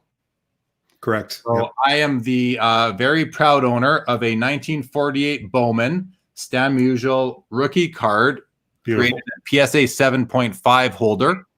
This is a card that when I bought this card, there's the story behind this card. I bought it on eBay. And you know when you buy on eBay and you hit bid and you're automatically outbid, it gives you those 3 options to bid again. Yep. So I'm a sniper. When I bid on eBay, I snipe because it's what I do. So I go in, I hit the button, and I get automatically outbid. I hit it again, I get automatically outbid. So I hit it again, but I didn't even look at what I was hitting, and it was like well more, like 50% more than what I wanted to pay. And then anyway, that's the story behind this. So at the time, I probably overpaid for this card. But how years go by and it catches up and it goes. So it's definitely been a good investment now looking back. But at the time, I was like, whoa, I'm gonna have to hold this for several years for it to catch up. But hey, the comp was out there and it becomes what it is. But anyway, this is my Stan Musial rookie card. Do you love it? Oh, I love it. Yeah, yes. Amazing card. Yeah, it's pretty wicked. It just, to me, it represents what they were doing at the time in terms of doing cards and packaging with bubble gum and all that kind of stuff. So really, really love it. And I love that it's black and white, kind of sepia toned black and white, right? Just a beautiful card. And this one is perfect, almost perfectly centered. Yeah, I would say your centering is beautiful on that thing. Really, really nice piece. So there you go. That's the PC card of the day from the host of Sports Cards Live, myself. Okay. Thanks for that. Let's go through the final comments and we're going to wrap this thing up. So we have Scott says, great show, guys. Good night. Thank you, Scott, very much. Bob Jackson says, what are Michael's thoughts on Pietrangelo's autographs changing many times? Natural progression as a pro, right? You sign a bunch of autographs, you start realizing I better shorten that thing up real quick. So yeah, no problem. No problem. You're good with it. Jeff says, Robbie freaking Orr. Terry liked the Orr as well. Alan says, and don't forget, there you have it. That must be one of your sign-off phrases, I'm guessing. That's it. Yep. James says, I got my best Patrick Mahomes from the clubhouse. Thanks, Mike. Brian Kingsley calls me out on the probe. Yes, he does. Courtney says, Jeremy came out as alien probing. Okay. Too bad. See, that's the thing with being a live streamer. Oh, yeah. There's no second take. There's no editing. It's done. It's just out there. Stan the man. There you go. Thank you, Jeff. Ditto, James. Same for me also. Great shows. Always thank you, Paul. Jason Tatum's value, up or down going forward? Quick opinion from you. Up, up, up. Legion gives us 7 rounds of applause. Thanks as always, Legion. Oscar Dad, another good show. See you in the after hours, Jeremy. Yeah, happy to have you back in after hours in about a half an hour from now. All right, man. Listen, I'm going to take a quick look at my notes here and make sure we hit everything. We missed a couple topics, but I think they're ones that we can afford to not get into tonight. We can save it for another time. We'll have you back again. Beautiful. And that's going to be it for tonight, everybody. So once again, thank you to Michael Hodges for joining. Thanks, Mike, for promoting that you were coming on, bringing more viewers to Sports Cards Live. I appreciate it. The engagement in the chat tonight with your members has been awesome. I love them. I love your community, man. I'm gonna have to. I registered. I'm gonna have to join one of these Pick Your Price breaks and buy something at some point, and join your YouTube, your Facebook community as well. I invite all your members to join my Facebook group, Sports Cards Live. It's not a ton of posts, but it's mostly about what's coming up on the show and that sort of thing. So you're all more than invited. If you do join, it does ask for a reference. Just put on Mike or put on the Clubhouse, something like that, or Michael Hodges, that kind of thing. I'd be glad to have you. And thank you again all for joining. Please subscribe to this YouTube channel. I greatly appreciate it. Hit the thumbs up button if you like this video this evening with us tonight. If you did not like this video or this evening with us tonight, hit the thumbs up button anyway. All right. We're going to go through the final comments. Mike, you stay there, and then I'm going to end this thing. So again, everybody, good night, and thank you for joining. We will be back in half an hour with my buddy Joe Perot for some after hours, late night, chilled out hobby talk. It's going to be freestyle, so bring your comments, bring your questions, and we can even talk a bit about what went down here tonight with the Clubhouse and Michael Hodges. All right. We've got Brian Kingsley, Sports Cards Live, smartest card show on the tube. Thank you, Brian. Really appreciate that. Stavs Pavlov says, first time watching. Great find. Thanks, guys. Thank you, Stavs. Great to have you. Hope to have you for the future as well. Stan is not for sale, Adam Bailey. Bruce says, great show. We'll be watching going forward. Go Clubhouse. Awesome, Bruce. Great to have you. TJK, great time. Good night to you as well. Alan Poppich, thanks to you. Jeff, thank you so much.